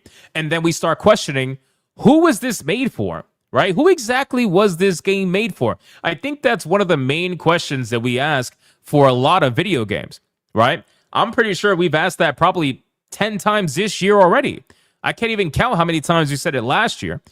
But you start to look and you start to realize, like, who exactly is this game made for? Because it's a little bit confusing, right? When we looked at Avowed, when we looked at Dragon Age de Vilgar, all these games, we just like, who is this made for? Even TV shows, right? So, listen, I agree with him when he says, who are these made for? I agree with him when he says it's offensive to the original source material. And if you look at some of the videos that Jaffe Cakes actually said, it's pretty interesting. But there's one comment I want to focus on. And that was when he was responding to this guy, where Ames says, yes, you played it an hour of it. And Jaffe Cake says, but I knew within the first hour it was crap. That's what comes with being a pro game designer for 20 plus years. Deal with it. You know what's funny to me is that you don't have to be a pro game designer to be able to tell that a shit game is shit after playing it for a year. If you've been playing video games for a long enough time, you can easily understand what's in front of you just by picking up the controller and playing for a little bit. So if you knew within the first hour, why is it okay for somebody like Jaffe Cakes to know within the first hour whether or not a game is shit? But then for some reason, when the chuds are out there playing a video game for an hour or two, honestly, we play them longer than they do, but that's besides the point. Who cares? When we play a video game for an hour, 2 hours, 3 hours, and we leave a bad review because the game is just ultimately just bad, why is that shunned away? Why is that supposedly not allowed, but then apparently with people like this, it's allowed? Why is that? I just always questioned why this is the way that it is, right? So, in any case, the game is currently at a 69, I believe. Ironically, the game is ironically at a 69, which I find to be so funny. It is the worst rated God of War game to date. Originally, it was God of War Ascension with a score of 80. However, Sons of Sparta falls even further with its score coming in at 69, which has a 69 rating based on critic reviews and a 6.6 score based on user reviews. Insider Gaming has also reviewed Sons of Sparta, giving it a 7, calling it a pretty good game that will cater more towards God of War fans than Metroidvania enthusiasts seeking the next big thing. I don't see how this is going to adhere to, God of War fans. I feel like this is probably people that, like, I feel like they're trying to get new fans to join the God of War franchise under the guise of this game that most God of War fans probably did not ask for. And that's where I agree with somebody like Jaffe Cakes. And I wish he would come to Earth a little bit more often, because then we could probably find more common ground and understand that there are certain franchises that are so obviously co-opted where the people who are making the games don't have a fundamental understanding of the character they are co-opting, or they do, and then they purposely misrepresent that character to push whatever modern day bullshit that they're choosing to push, and then gaslighting you the entire way. I really wish he would come back to Earth more often, because that would make it a little bit better. But unfortunately, I just think that's impossible with somebody like that, which is why I don't even bother. But on this rare chance, as we clearly can see, Broken Clock is right twice a day. And a video game like Sons of Sparta, unfortunately, is a game that just realistically, I don't see how many God of War fans would either ask for this or be interested in it. I really don't. And if you look at the gameplay, this is what upset me the most about Sons of Sparta. I don't know if they have a screenshot here. All they have is the artwork. Yeah, they don't have a screenshot here. Let me see if I could pull up some gameplay really quick, because I just want to show you guys something, just a little bit of a comparison. And I think Jaffe Cakes might have made that same comparison.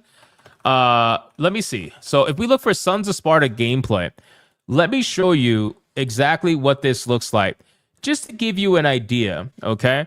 So I'm going to bring it up on screen. If you look at the actual like graphics and gameplay and art style and everything like that, I feel like we are regressing with this game, you know, because even though the animations are really smooth for the most part, the graphics seem damn near almost pixelated in a way.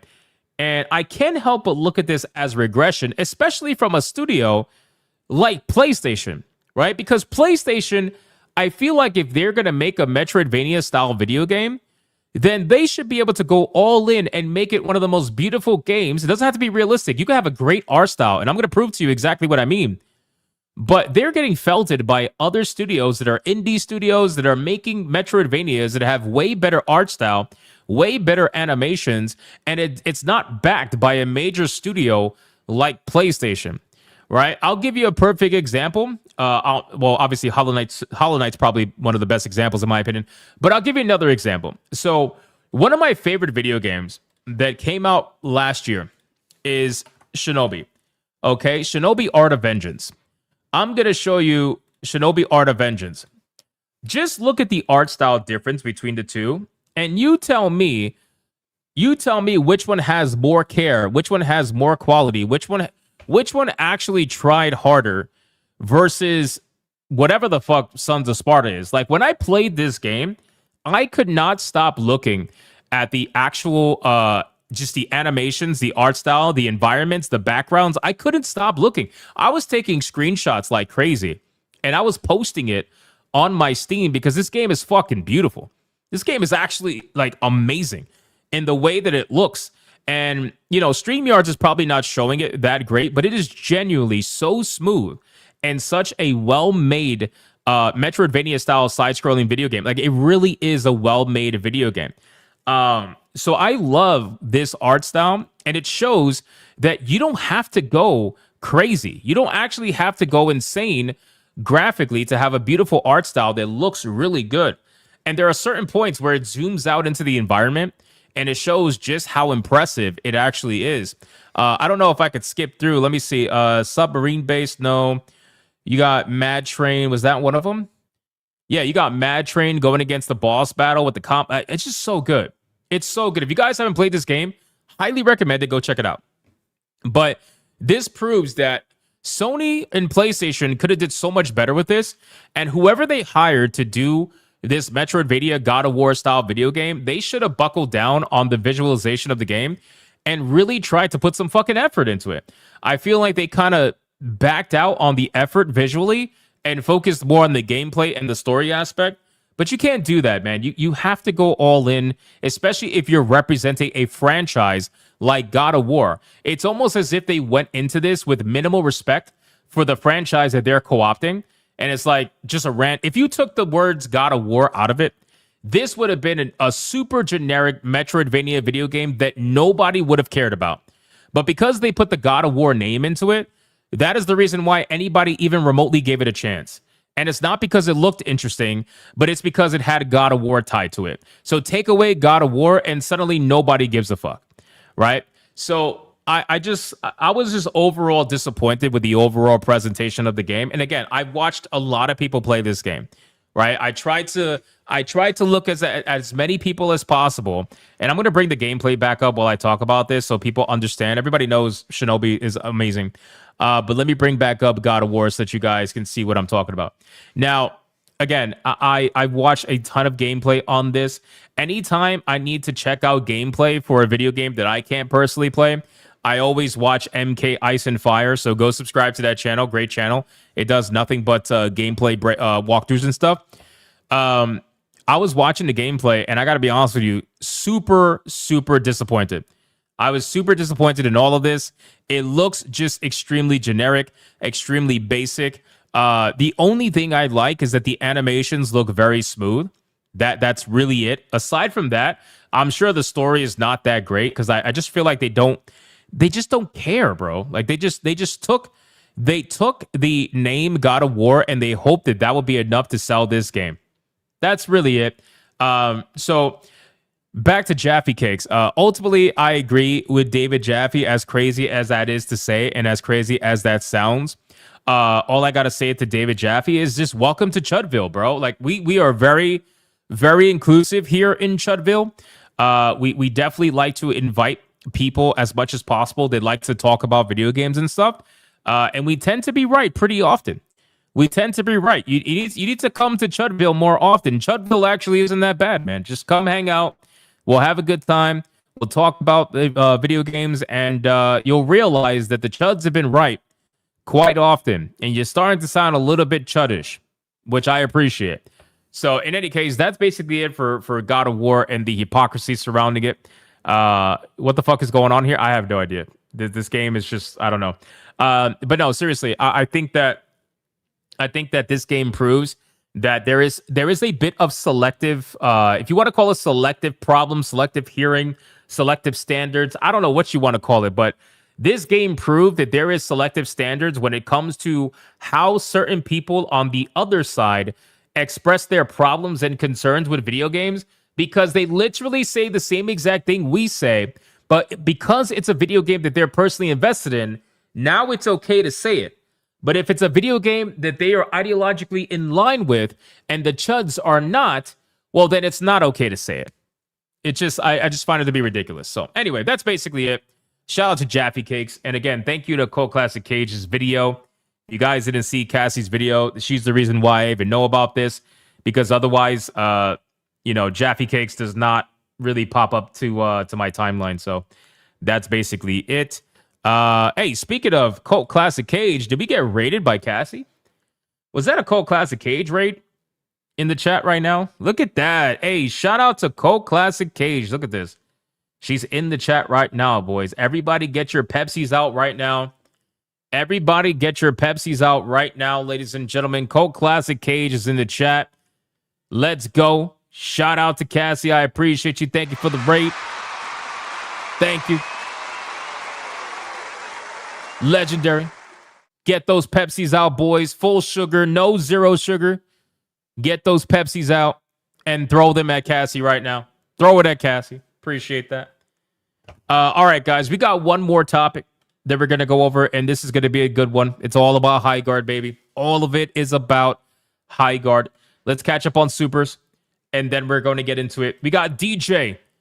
DJ continuing the membership train from earlier, dropping an insane 10 membership mega bangers. Shout out to DJ. I appreciate it. Let's fucking go! It's a membership banger! Thank you so much, DJ. I appreciate the 10 membership mega banger. And then we got Raza with a 2, says Valve versus Rothschild. W to our Lord and Savior Gabe. Yeah, I saw they won the lawsuit. I was going to cover that tomorrow. I saw they won the lawsuit against the Rothschilds. Pretty good. Thank you for the 2. Flip Shazam with a 2. I need a poll. Black or red satin sheets? Red. Kicking Danitz with a 2. I'd rather be a son of the Force. Well, that's definitely something. Adair Soto with the 2. I'm speechless of him, but understandable. That makes sense. And then over on Rumble, what do we got? We got Mervoth with $1 says, I'll toss her a Coke. The winner's drink. Wow. You know, that sounds extremely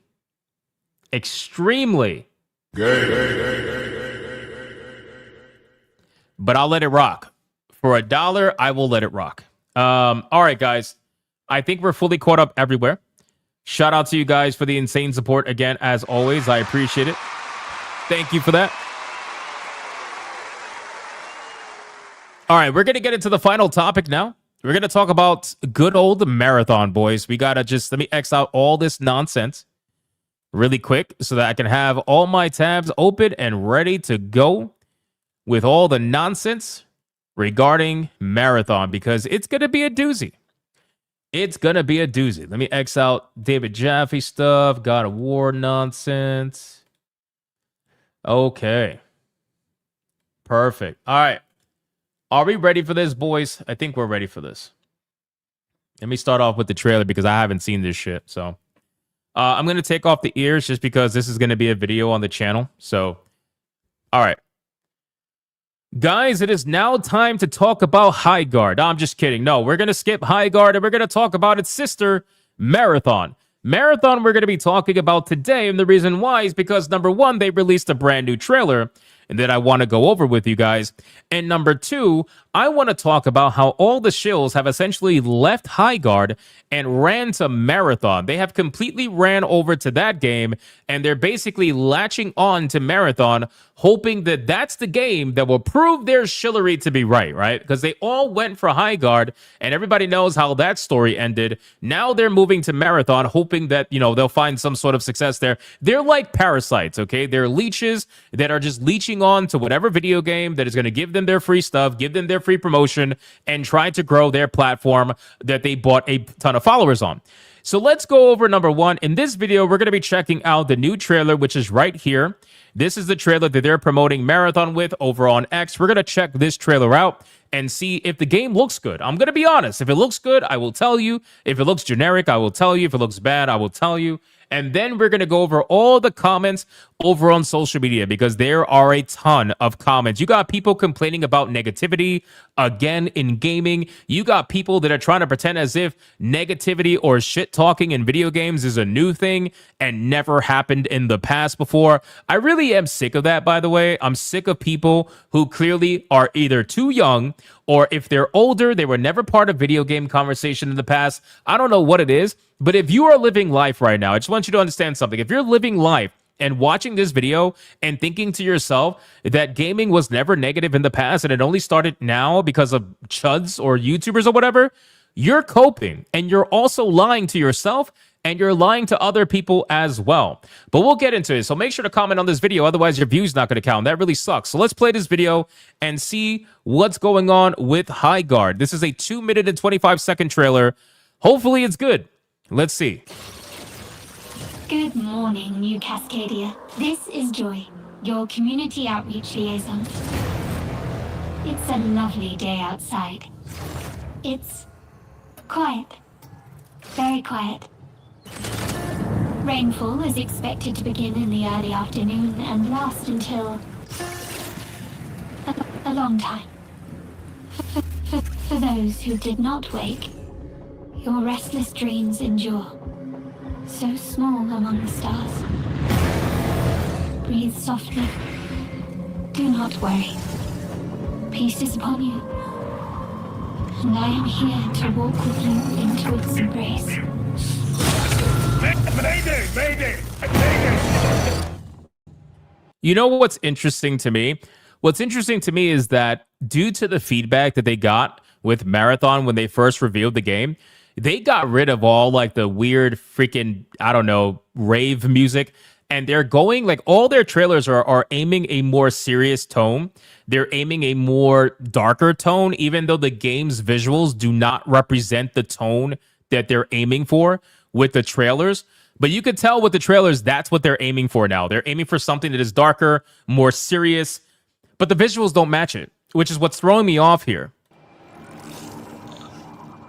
This is General Dan Agreed of the New Cascadia Colony on Tau 34. Whoever's listening, whatever's out there, we need anything. Weapons, supplies, a way out, a way back. Mayday, mayday. This is Dan Agreed. Tau Ceti. I feel like I'm praying. We've had to do things to survive. Things I never would have. We're monsters. We're all. Bro, I swear I feel like this is trying to be a horror trailer. I've seen horror trailers that are broken up like this. Like, how is this how is this marathon? This doesn't make any sense to me. But anyway. Monsters.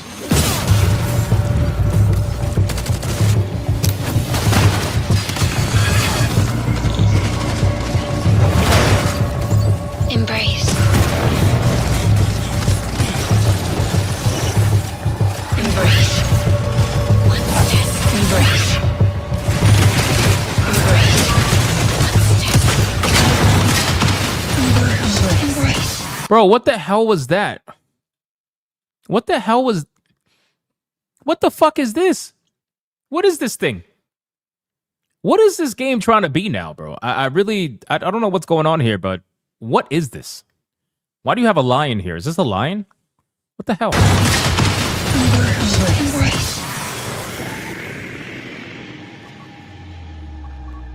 Mayday! Mayday! Mayday! Mayday! Mayday! Mayday!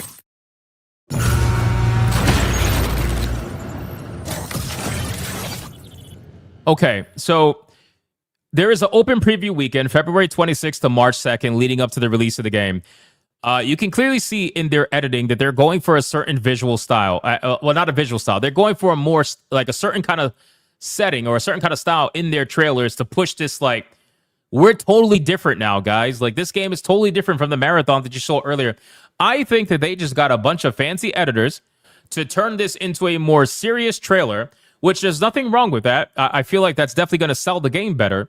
But in terms of the game being any different from what we saw before, I don't really think that's the case here. But in any case, so let me X this out now. And let's talk about some of the reception around this, right? So every time you get a video game that is controversial, you're always going to get certain people that are just going to let you know how terrible gaming is now, right? Gaming is so bad now. Oh my God, people are so negative now. Why can't people just consume? I don't understand. I consume, so why can't you consume? I don't get it. I'm a shill. Why can't you shill, right? It's just one of those things. Anyway, so I have no idea who these people are. That's how you know this is not personal. I have literally no fucking clue who this guy is. All I know is his account showed up because he was talking about Marathon, and I happened to be looking up Marathon at the time, so I saw this post. Now, this person, Vosky, says over on X the following. He says, this is a prime example of the current state of gaming, which before we read his statement, let's look at what he's showing. Okay. Marathon will last 2 weeks instead of 1. From one slop dead game to the next, you got this. Dead game to dead game, you live a wild life. I don't know why you're getting so much hate, but man, sucks when an OG leaves the game. Sucks even more when the game is good, but sheep help killed it. One woke slop dead game for another? Your brain really has rotted to the core, huh? Now, guys, these are all troll messages, okay? These are all people poking fun, which they're absolutely allowed to do. You're allowed to troll. You're allowed to poke fun. This is what Twitter is. If you're not used to it by now, I really don't know what to tell you. And this has been happening for decades. This is called talking shit in video games. It's happened for the longest time. So now that you have the context, let's read what he says. I honestly struggle to make any sense of this supposed ideology. I guess it's an ideology now. That one can confidently choose a side without any experience, research, or any sufficient amount of information. I love video games. I can't wrap my mind around why you'd want a game to fail. So there are people out there, it's not about wanting a game to fail. It's about looking at a video game that is trying to be sold to you, by the way. This is a $40 game. Okay, it is a $40 video game. So that means that there is a corporation that is trying to sell you a product and trying to get your money from your pockets to their pockets, which means you are then allowed to have an opinion about their attempt at trying to get your money to their pockets. You're allowed to have an opinion regardless if they're trying to sell you something.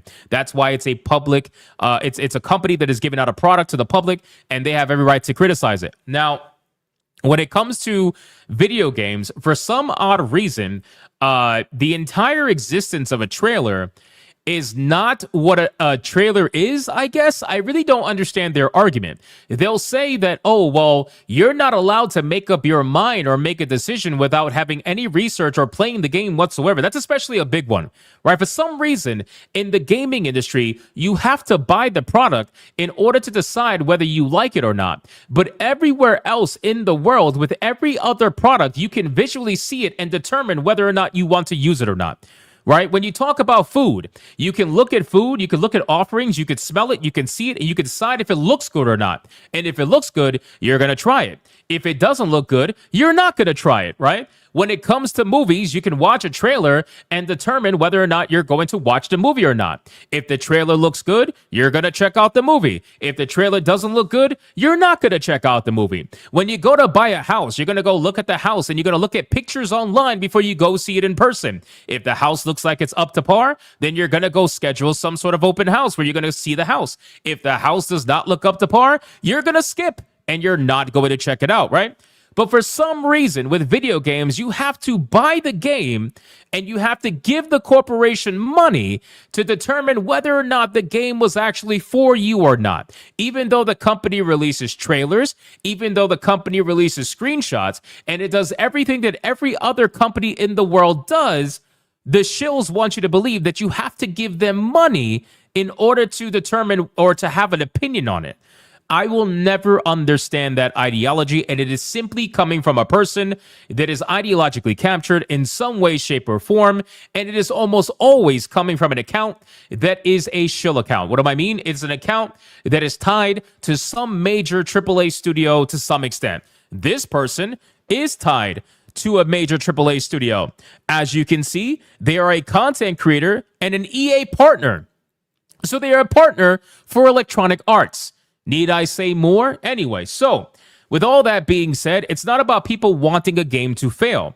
It is about the shills, for some reason, not understanding that trailers are meant to sell people. And if the trailer cannot sell someone, then that is it. That's the end of it. That's where it lives. That's where it dies. Where people start rooting for the failure is when people like this start making other people feel bad for not liking the trailer that they were paid to like. That's when it becomes a problem, and that's when you start getting people to say, you know what, fuck you, man. I'm going to troll you now. Now I'm going to root for your failure. Before, I just wasn't interested. Now, I'm going to root for it, right? So in any case, let's continue. So Bungie made my favorite video games growing up. By the way, the Bungie that made his favorite video games, they don't exist anymore. The Bungie of today that has been riding the coattails of their past doesn't exist anymore. Those developers are gone. They've been gone for the longest time. So stop riding the coattails of Halo when you're not even the same people who made Halo. You're just the same people in name. Developers make video games, not the title of the studio. But anyway, Halo got me hooked to gaming. I'm beyond excited to try out their new project, but I can't wrap my mind about how you can call the game slop, hopping on a hate train, although you never even played it. Again, you can reference my previous rant about, for some reason, gaming being the only industry where you have to buy the product and pay money for the company in order to have an opinion on the game. It's the only industry where they do this. There's no other industry where this happens. If you go see a car and the car doesn't look good online, well, you're not going to go in person to see the car. You're going to do all the research online. You're going to look at the trailers. You're going to look at reviews. You're going to look at the pictures. You're going to do all that before going to decide what car you're going to look at. It's unbelievable. Anyway, just because someone says something is shit and lots of people celebrate doesn't mean that they're right. You have that. That's true, by the way. Sometimes that is the case. Okay, sometimes, you'll have a lot of people hate something, but it ends up actually being decent to you, and that's okay. You don't need the validation of other people for you to play the video game that you say you enjoy. If you enjoy the video game, then play the video game. I've said this so many times. There are video games that I enjoy that other people call trash. I talk about the fact that I like Cat Quest all the time. I don't give a shit if people don't like Cat Quest. I platinum those games. I don't care. I've been playing Kenna Bridges of Spirits again after playing it on PlayStation. I'm playing it on Steam right now. Somebody came into my chat, called it a girl game. You know what I started doing? I started playing the game again and playing it some more. I don't care. It doesn't matter. If you really enjoy a video game, you don't need the validation of other people to play the game. But for some reason, these people need the validation of others for whatever that reason may be.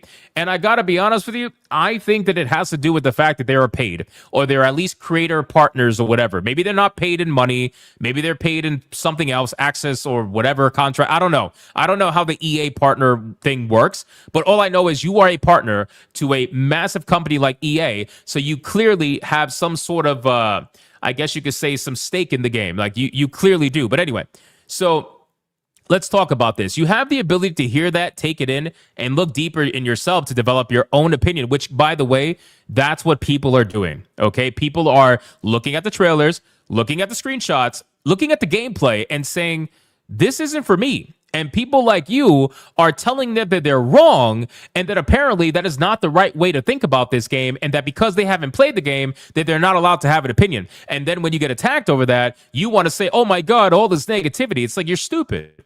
Anyway, so I guess we don't do that anymore. And apparently it takes some work and critical thinking. No, you guys don't have any critical thinking. You are told to like said product, so you will like said product. You are trying to get access to said company, so you will try to convince said company that you are a good little boy, so that they give you all that access. That requires minimal critical thinking. We used to love new games that came out, and if we didn't, we just didn't play it. Oh, how things have changed. Again, that is not true. Guys, I want to bring up my post, because I think it really kind of drives this home. Instead of me talking off the cuff, I'm just going to read what I posted, because I feel like it explains it the best. So I quote tweeted him, and I said, if you think people didn't talk shit about video games in the past, then I don't think you were around, or you just weren't part of the conversation. Stop this gaslighting bullshit about if people didn't like it, they just didn't play it and said nothing. It's literally made up bullshit, and it's almost always coming from accounts that are partnered with some gaming studio. How do you think the console wars even happen? By people being nice to each other's brand? This is such nonsense. Gaming was so positive. No one said anything negative until now. Stop the bullshit already. People are allowed to have their opinions, whether it's good, bad, or ugly. Guys, we live in a world where for decades we were having the console wars. And the console wars were people literally talking shit about products and video games that they never played because they already chose their side. Right? They chose their side. Whether you were an Xbox fanboy, Nintendo fanboy, PlayStation fanboy, it didn't matter. If you were a fanboy of XYZ product, chances are you didn't have the other one. So the entire time, you're talking shit about video games and consoles and hardware that you're not even using. So clearly, people have been doing this for decades. You think this is just randomly happening now out of the blue? No. The problem is that back in the day, and I've said this so many times and I'll say it again, back in the day, if you were a gamer, as long as I have been, you'll realize that these conversations have been around for decades. The difference is that you really had to be involved in the gaming community to some extent in order to experience those conversations, or you were probably having them with your friends privately. But in terms of overall gaming conversations, they were happening, and they were happening a lot. If you were not involved, then you didn't know, right? You had no idea. So these people who were never involved back in the day, now they're on social media, which gives everybody a voice. And now, because of the voice that people have with social media, it makes it seem as if now, all of a sudden, all this negativity has come out of nowhere. When that's not the case, what it is that social media has opened up the conversations that were happening privately. Now they're happening publicly for everybody to not only read, but to also judge. So this is the difference between now and back in the day. But in terms of what gamers have been doing or what we've been talking about, we've been doing this for ages. If you really are a gamer, the shit talking has been happening forever. It is going to continue to be that way. It is not going to stop. And it doesn't matter how many contracts you have with corporations. It doesn't matter how many shills that you have in the gaming industry on YouTube or on Twitter. It doesn't matter. Gamers are always going to do what they've been doing since the beginning, which is talk shit. It's just naturally part of our community. And if you don't like it, I don't really know what to tell you other than shut off social media and go play your games and stop looking for validation from the people you say complain all the time. Why would you care about what people think if they're supposedly complaining all the time? Wouldn't you want to go watch content creators that supposedly only post positive content? You don't. That's the thing. You don't. You are so focused on what the chuds are saying because deep down you're thinking that the chuds might be right. So you're constantly looking at other people, looking for validation and hoping that the chuds aren't right. Please validate me. Please tell me that me shilling for this game was a good idea and that it's not going to die, because then if it dies, how am I going to convince people that the game was actually good? This is what they do all the time. But anyway, let's look at some other comments. So let's check this out over here. So we looked at the trailer. Let's look at this. We got another one here. I don't know who this person is, so forgive me. This person says, Mikowski says, it's wild to me how many people are either rooting for Marathon to fail or genuinely expect the game to die. Bungie created Halo and Destiny. Okay, so again, these people, bro, this is what I mean by Bungie has enough fanboys that are going to support this game. This is why ever since this game was first announced, I said that this game is not going to fail. It's not going to be like your Concord. It's not going to be like your Highguard. It is going to do decent in the beginning, but what's going to decide this game's fate is the retention. Whether or not people actually stick around after the virtue signal is over. Whether people stick around after the honeymoon phase is over. These video games always do well during the honeymoon phase, but whether or not they stick around, that's going to be the important part, right? But they constantly want to bring up Halo and Destiny because Halo is all they have. That's all they have. And the people who made Halo aren't there anymore. They haven't been there forever. Anyway, so he says, I'm sorry, but that alone has me freaking hyped to check it out. I also thoroughly enjoyed the open alpha. Can't wait to play it. Again, I have no idea who this is. Who is this? Host of Tide the Leader. MLG Halo Pro. Oh, so he's an MLG Halo Pro. And shockingly, he's excited for a Bungie video game. Why am I not surprised? Okay, anyway, let's continue. So people are cooking him in the comments. Obviously, yes, 2 dead dying franchises. Let me show you what Jay Viper posted. Shout out to Tebow, by the way. Jay Viper posted this over on X. I find it to be very interesting. These shills are all the same. Shilled for Highguard and immediately moved on. He pushed it and said it was amazing, but streamed it only once. Now shilling Marathon. Somebody make a list. If you look here, he's quote tweeting somebody called Otter, I guess. Again, I have no idea who this is. Highguard feels absolutely amazing. Insane that they managed to combine so many games into one and make it feel fresh. Main gripe is the mouse input and poor optimization, but the concept is very solid. Okay, so if somebody says that Highguard feels absolutely amazing, they must be playing this game. Right? Just like Fighting Cowboy said Assassin's Creed Shadows was amazing, and he only streamed it one time and never streamed it again. What are we talking about? Let's see. Oh, wow. Look at all these recent streams. Valorant. Oh,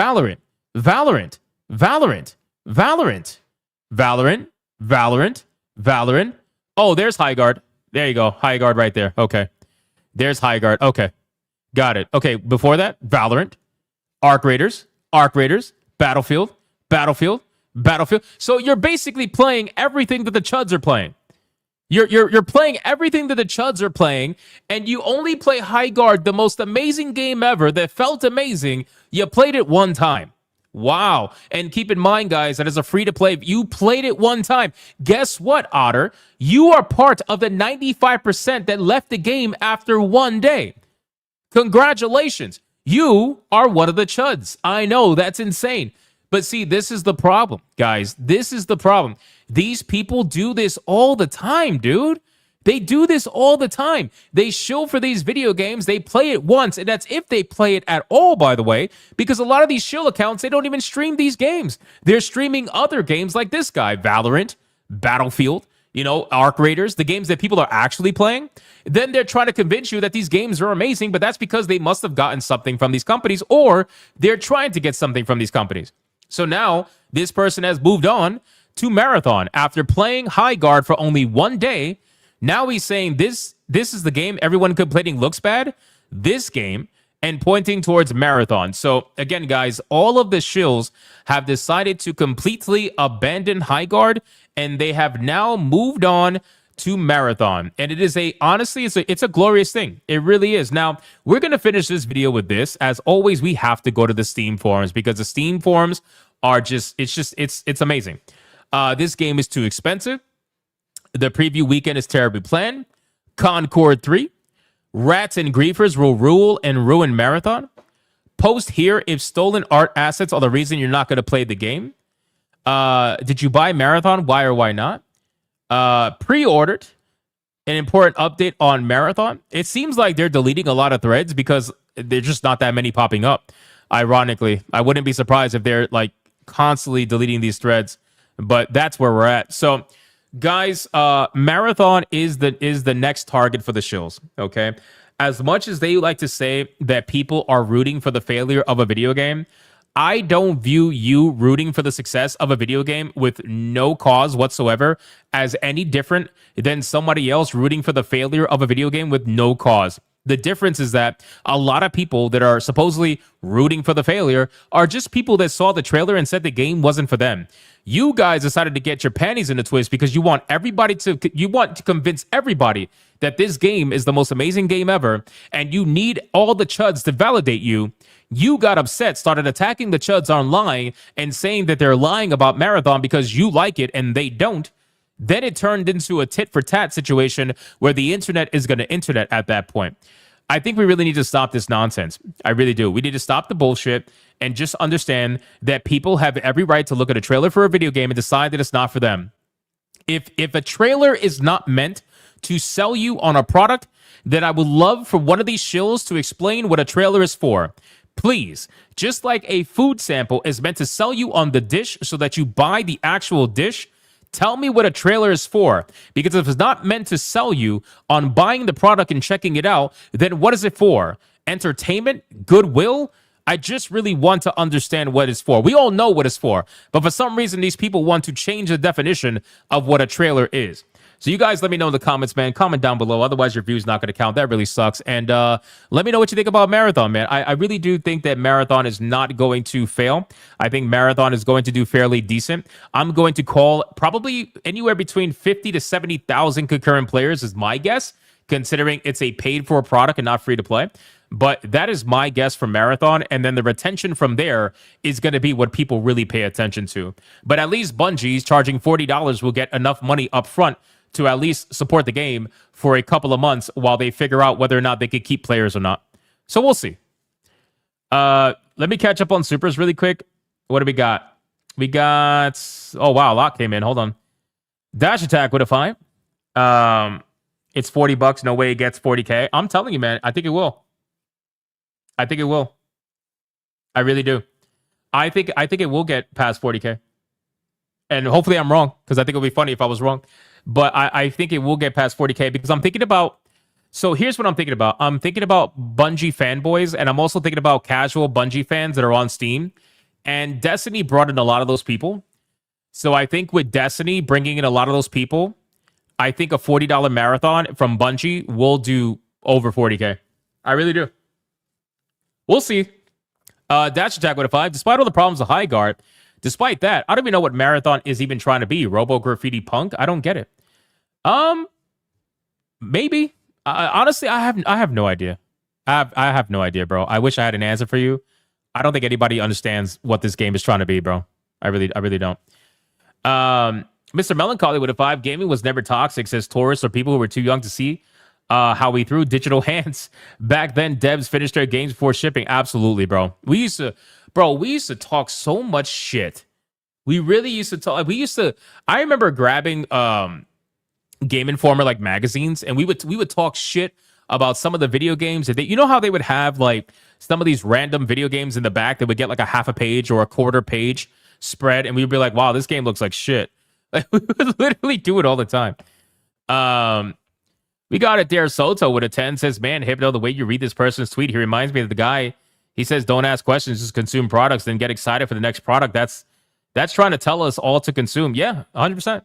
That's literally what it was. But that's why I read it the way that I read it, because that's how they speak. And then a Dare Soto with a 20 says, back in my middle school, we have a club. Every guy brought their console, especially the PlayStation, the Xbox back in 2007. It was a great day. And of course, we have shit talkers, but it was very positive and negative. Oh, hell yeah, dude. 100%. I remember when one of my teachers brought in a fucking PlayStation. It was the coolest thing ever. It was the coolest thing ever. He was like, if you guys do well for the next like month, then we'll have a day where we just like, hang out and play PlayStation and stuff. It was the coolest thing ever. We had a Dare Salta with it too. True diversity and community, one another. Facts. 100% facts. Let me check Rumble. What do we got on Rumble, man? What's going on Rumble? We got Torinol with a 2. The idea of demand-driven economics is actually alien to these companies, which is silly for a luxury industry like games. People won't buy what they won't demand. True, 100%.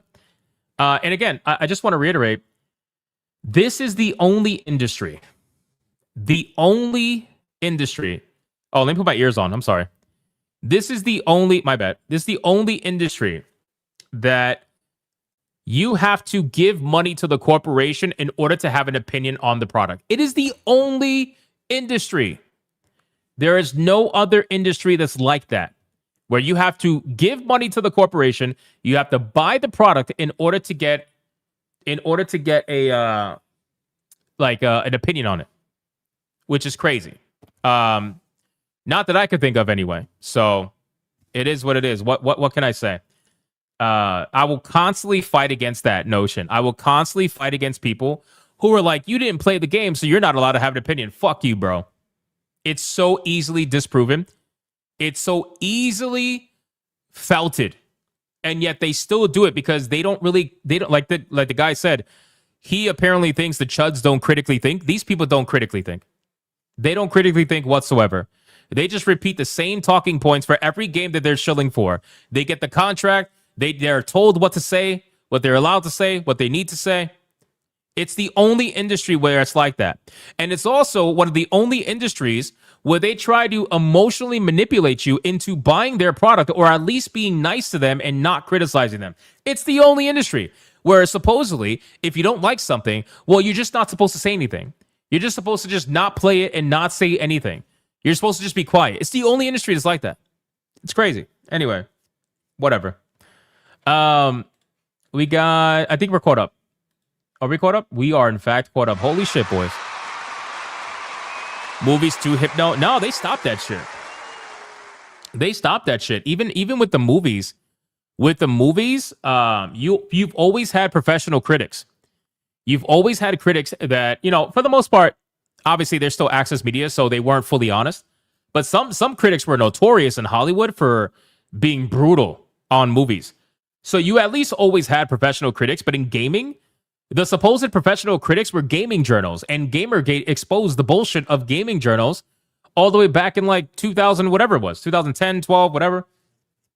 It exposed that ages ago, So access media has always been a thing, and it will always continue to be a thing. But I think when it comes to movies, they've pretty much given up on trying to fight, fight the criticism, I guess you could say.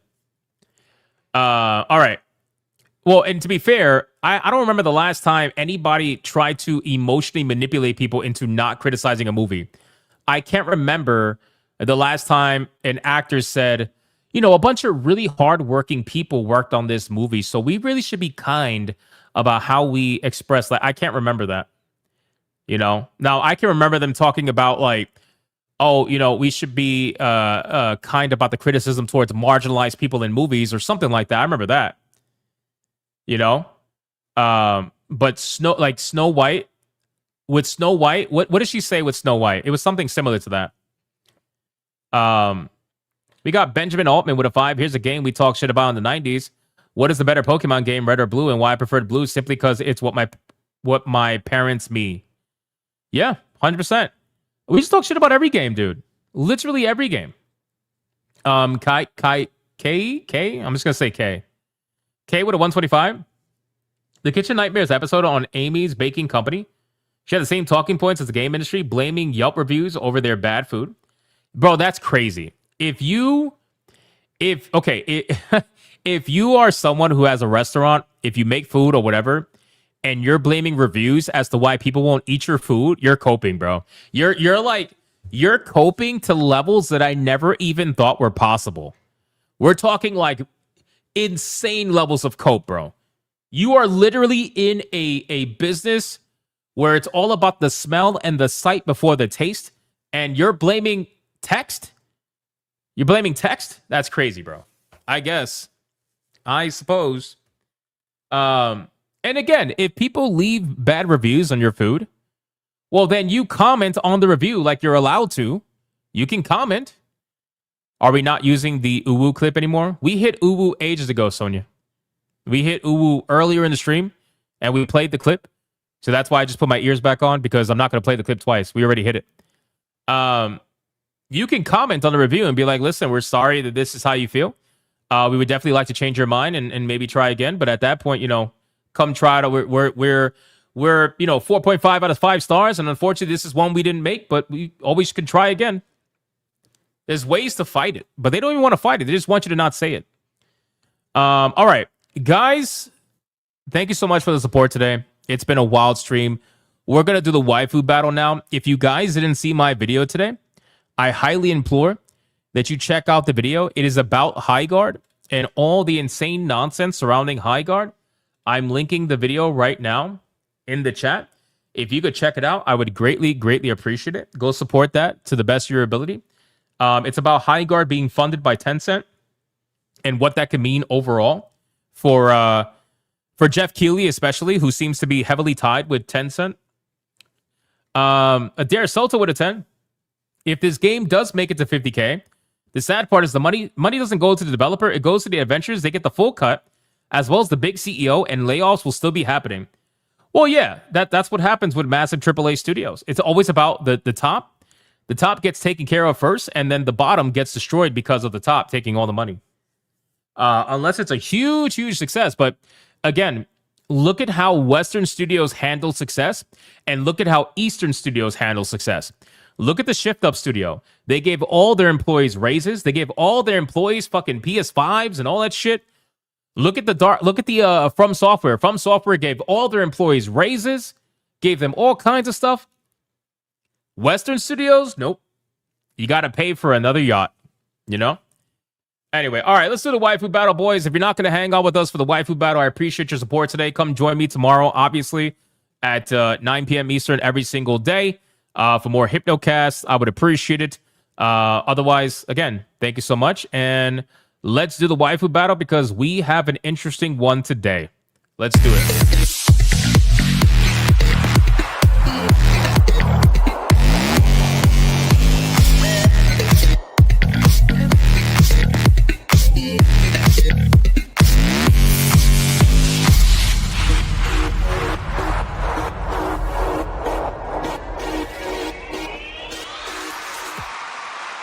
All right, boys.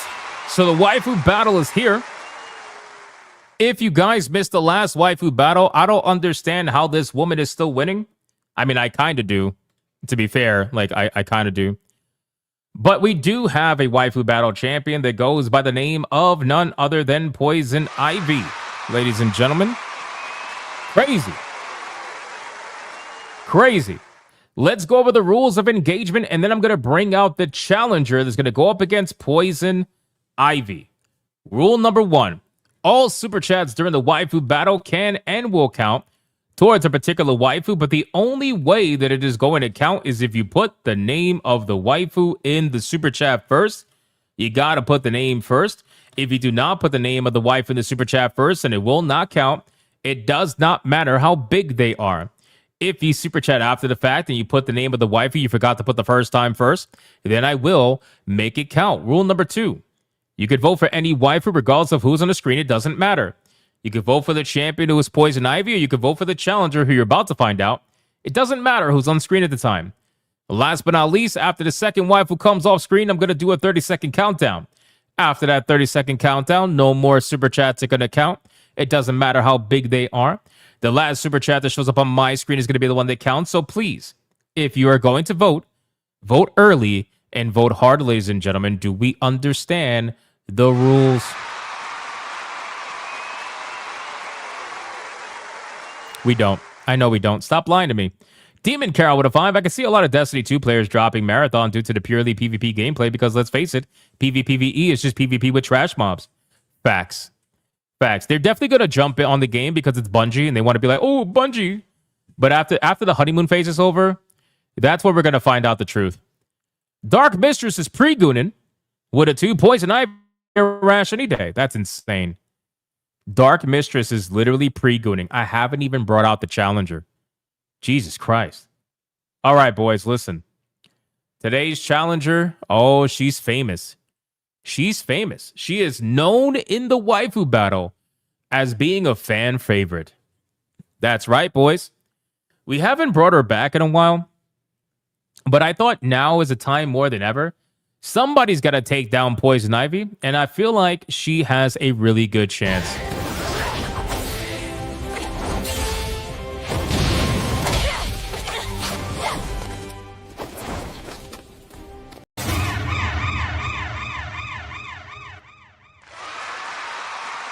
All right, boys.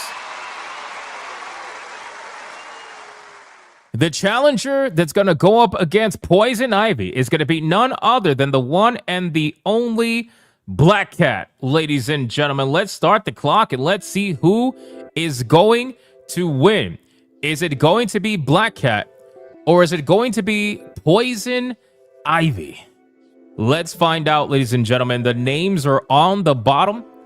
The names are on the bottom, and like I said, Dark Mistress was pre-gooning with a 2 for Poison Ivy. So shout out to Dark Mistress. I appreciate that. I appreciate that. Thank you so much. Insane, by the way. Insane. Fallen Angel, I utilized one of your pictures yesterday. I don't know if you saw, but I did. I did, my man. I did. I already saw that. Sonia did her job. She sent them to me. Thank you. I appreciate that. Pet the kitty. We'll see.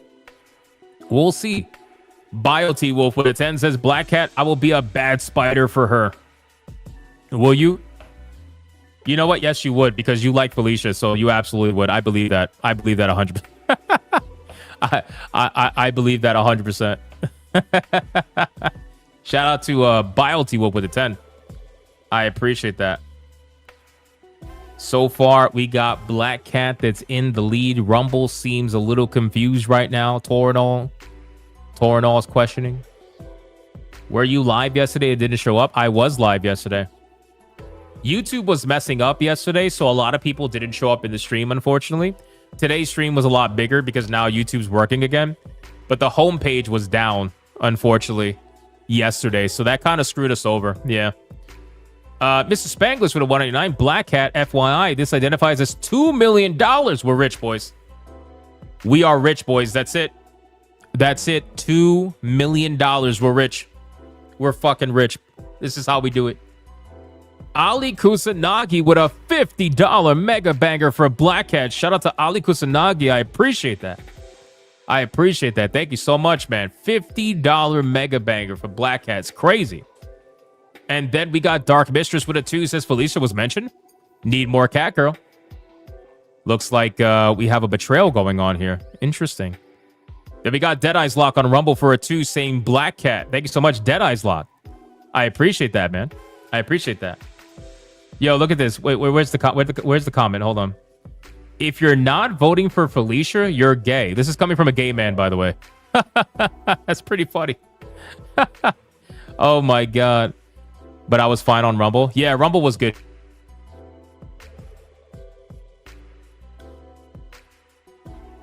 Rumble was good yesterday. It was so weird on what happened on YouTube yesterday. Panthro with a 2 says Black Cat / Poison Ivy. I can't decide. Mods, that is $1 split for both waifus. Shout out to Panther. Thank you so much, man, for the 2. I appreciate that, dude. Thank you for that. I figured this one was going to be a tough one for people. I know people like Black Cat a lot. And I think this Black Cat picture especially is insane. Like, this is maximum level of goonin, in my opinion. So, not surprised. Not surprised. So far, we got Black Cat majorly in the lead right now. It can go either way, though. Waifu battle's never over till it's over.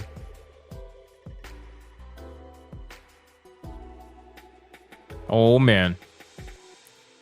Did we still make tier 2 yesterday? We somehow did, John D. Somehow we did, because the Bigot Army's legendary. We somehow made it to tier 2. Yes, we did. Yes, we did. You guys are awesome. All right, it's time to bring Black Cat off the screen. And now it's time to bring out the current Waifu Battle champion, looking unbelievably majestic. This is probably the most majestic I've ever seen her look. Poison Ivy. Ladies and gentlemen, let's start the clock and let's see who is going to win. She's not going to go down without a fight. Poison Ivy versus Black Cat. Let's find out, boys. It's going to go either way. Either way. Either way. Black Cat equals bricked. Facts. Facts. Here it comes. Midnight Mike with a 10. Says Ivy by Felicia. Uh-oh. Uh-oh. Here it comes. Uh-oh. Oh, shit. Here it comes. Raza with a 10 says Ivy, I am indeed. Oh, man. Here comes the comeback. Poison Ivy comeback right now. It's happening. It is happening. Mr. Melancholy with a 2 says Black Cat got me howling.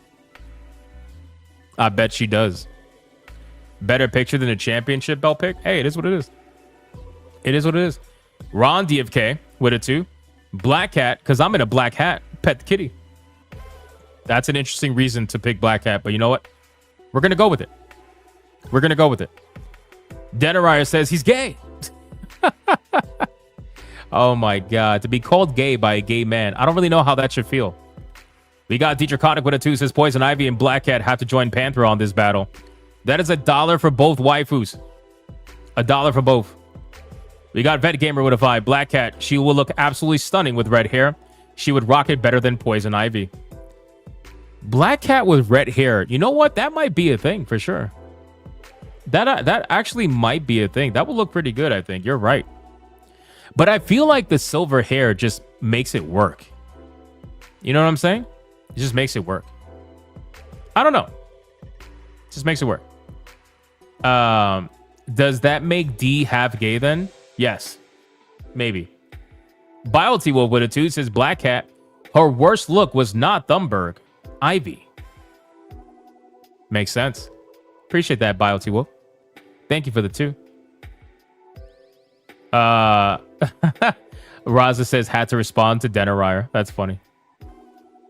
Alucard with a 2 says Felicia can't say her other name on YouTube. Appreciate that. Appreciate that. Great pick of Ivy, though. I thought this was a pretty good picture, to be honest with you. There's no buy. You gotta pick a side. The fact that the profile picture is winking just makes it even funnier, by the way. It's like, you gotta pick a side. Winky face. Oh my God, dude. That's so funny. I would hate redhead Black Cat. Make the hair black or brunette, but not red. I wonder what black would look like. I don't know. I feel like the silver definitely, although the white, whatever it is, silver white, it offsets her outfit that also has silver and white, you know? So like it matches her accents. I think that just makes more sense. Dragon Defender with a 2 says, Ivy, guess what I am? Where are all my fellows? Dragon Defender has openly admitted he is now gay. Denariah, do with that what you will. Do with that what you will, my friend.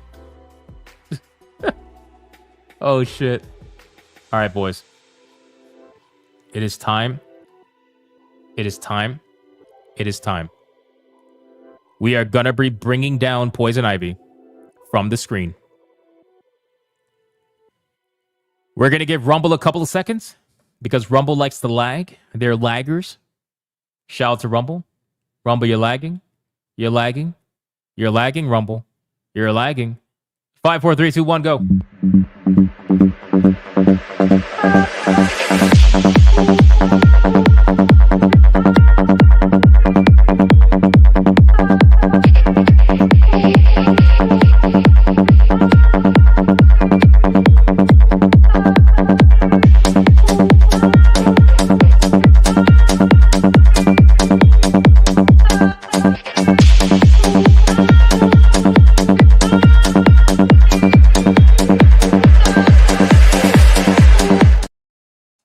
Waiting on Rumble.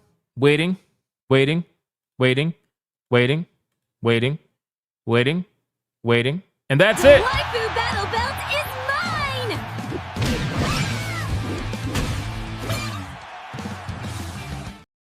The last super chat that's going to count is Torinol with a 10 over on Rumble. It doesn't even count. He voted for Frieren. He said for a 10, Frieren, don't get me wrong, the cat and the Vine Lady are both sexy, and both could be trouble. I have enough trouble already. He's voting for an elf that's not even in the... God damn it, bro. God damn it. All right, mods, let's count it up. Are we being raided again? Holy shit, our booty holes are being destroyed today. What's going on? What's going on? First, we got raided by Cole Classic Cage, and now we're being raided by Lumi. God damn, bro, the numbers are in already? Oh my god. The numbers are in already, ladies and gentlemen. As expected, this was the end. Thank you, Lumi, by the way, for the raid. I appreciate that very much. Shout out to Lumi. Lumi's a legend. If you guys are not subscribed to Lumi, go check out our channel. Mods, put Lumi's channel in the chat right now. Please. Por favor. I appreciate it. Thank you. T-Jab, that was fast, bro. I kind of need time to put the belt on. God damn. All right, that's fine. We're going to put the belt on while doing this. Okay, so we got Black Cat at $64.29 against the one and only Poison Ivy at $25.41, which means the winner and the new Waifu Battle champion is none other than the one and the only, and I'm totally not stalling for time right now, is going to be none other than the one and the only Black Cat. Ladies and gentlemen, damn, Poison Ivy, you got felted. It's over. Game over. Done. Bye. Good night.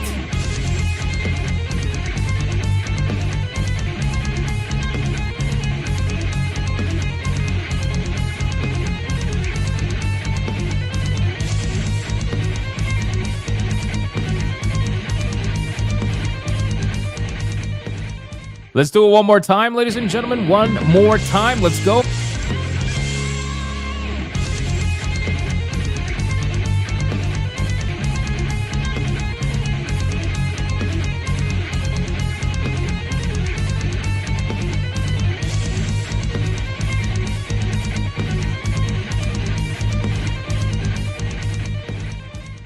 Listen, man, Poison Ivy fans definitely gave a good, they definitely gave a good shot. They tried.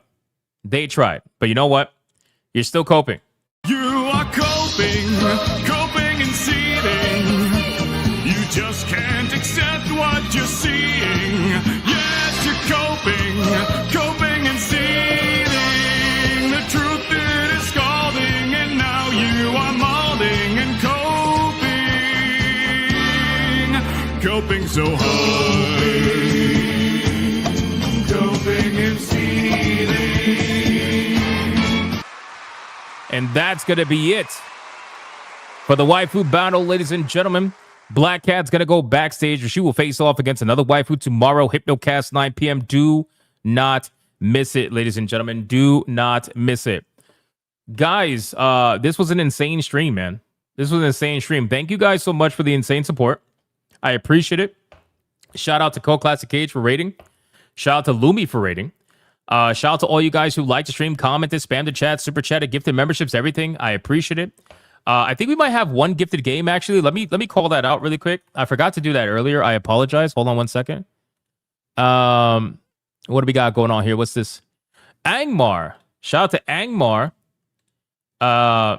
He gifted Project Nimbus Complete Edition. He says, since you like mech fights, which I do, hope this is a good one. Shout out to Angmar, bro. Thank you so much for that. I appreciate it. Project Nimbus, I've never seen this one, but I do like mech games, so that'll be sick. I actually am curious. Players control battle frames, humanoid battle suits armed with an arsenal of weapons. I gotta check this out. Thank you, Angmar. I appreciate it. And shout out to the Hypno mods for doing what they do every single day. I appreciate you guys as well. And I will see every single one of you on the next one. Until then, go be bigots and go be gooners. Bye.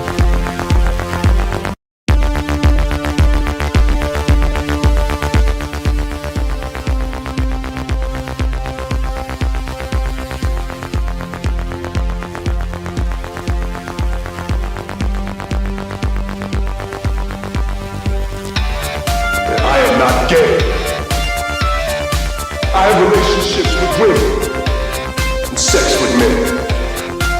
And I got news for you. That means you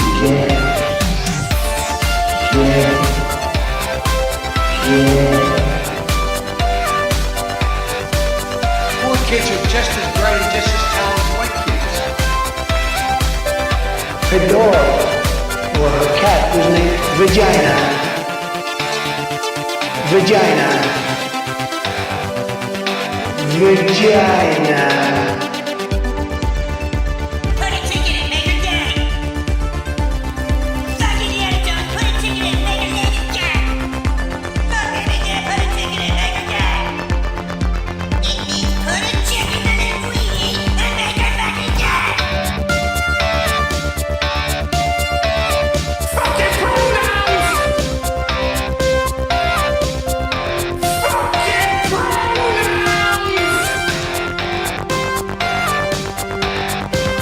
Fucking gender ambiguity! Fucking current day California shit! 'Cause that's all we fucking know! 'Cause we're boring! We're so fucking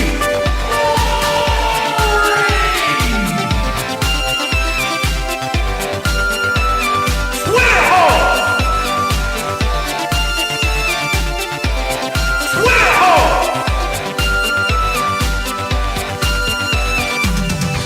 Get it right! At the touch of the black man, I bring life. I bring life.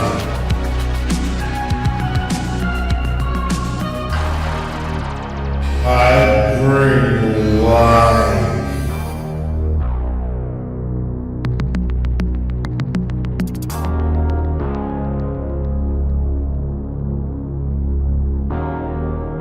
I bring life.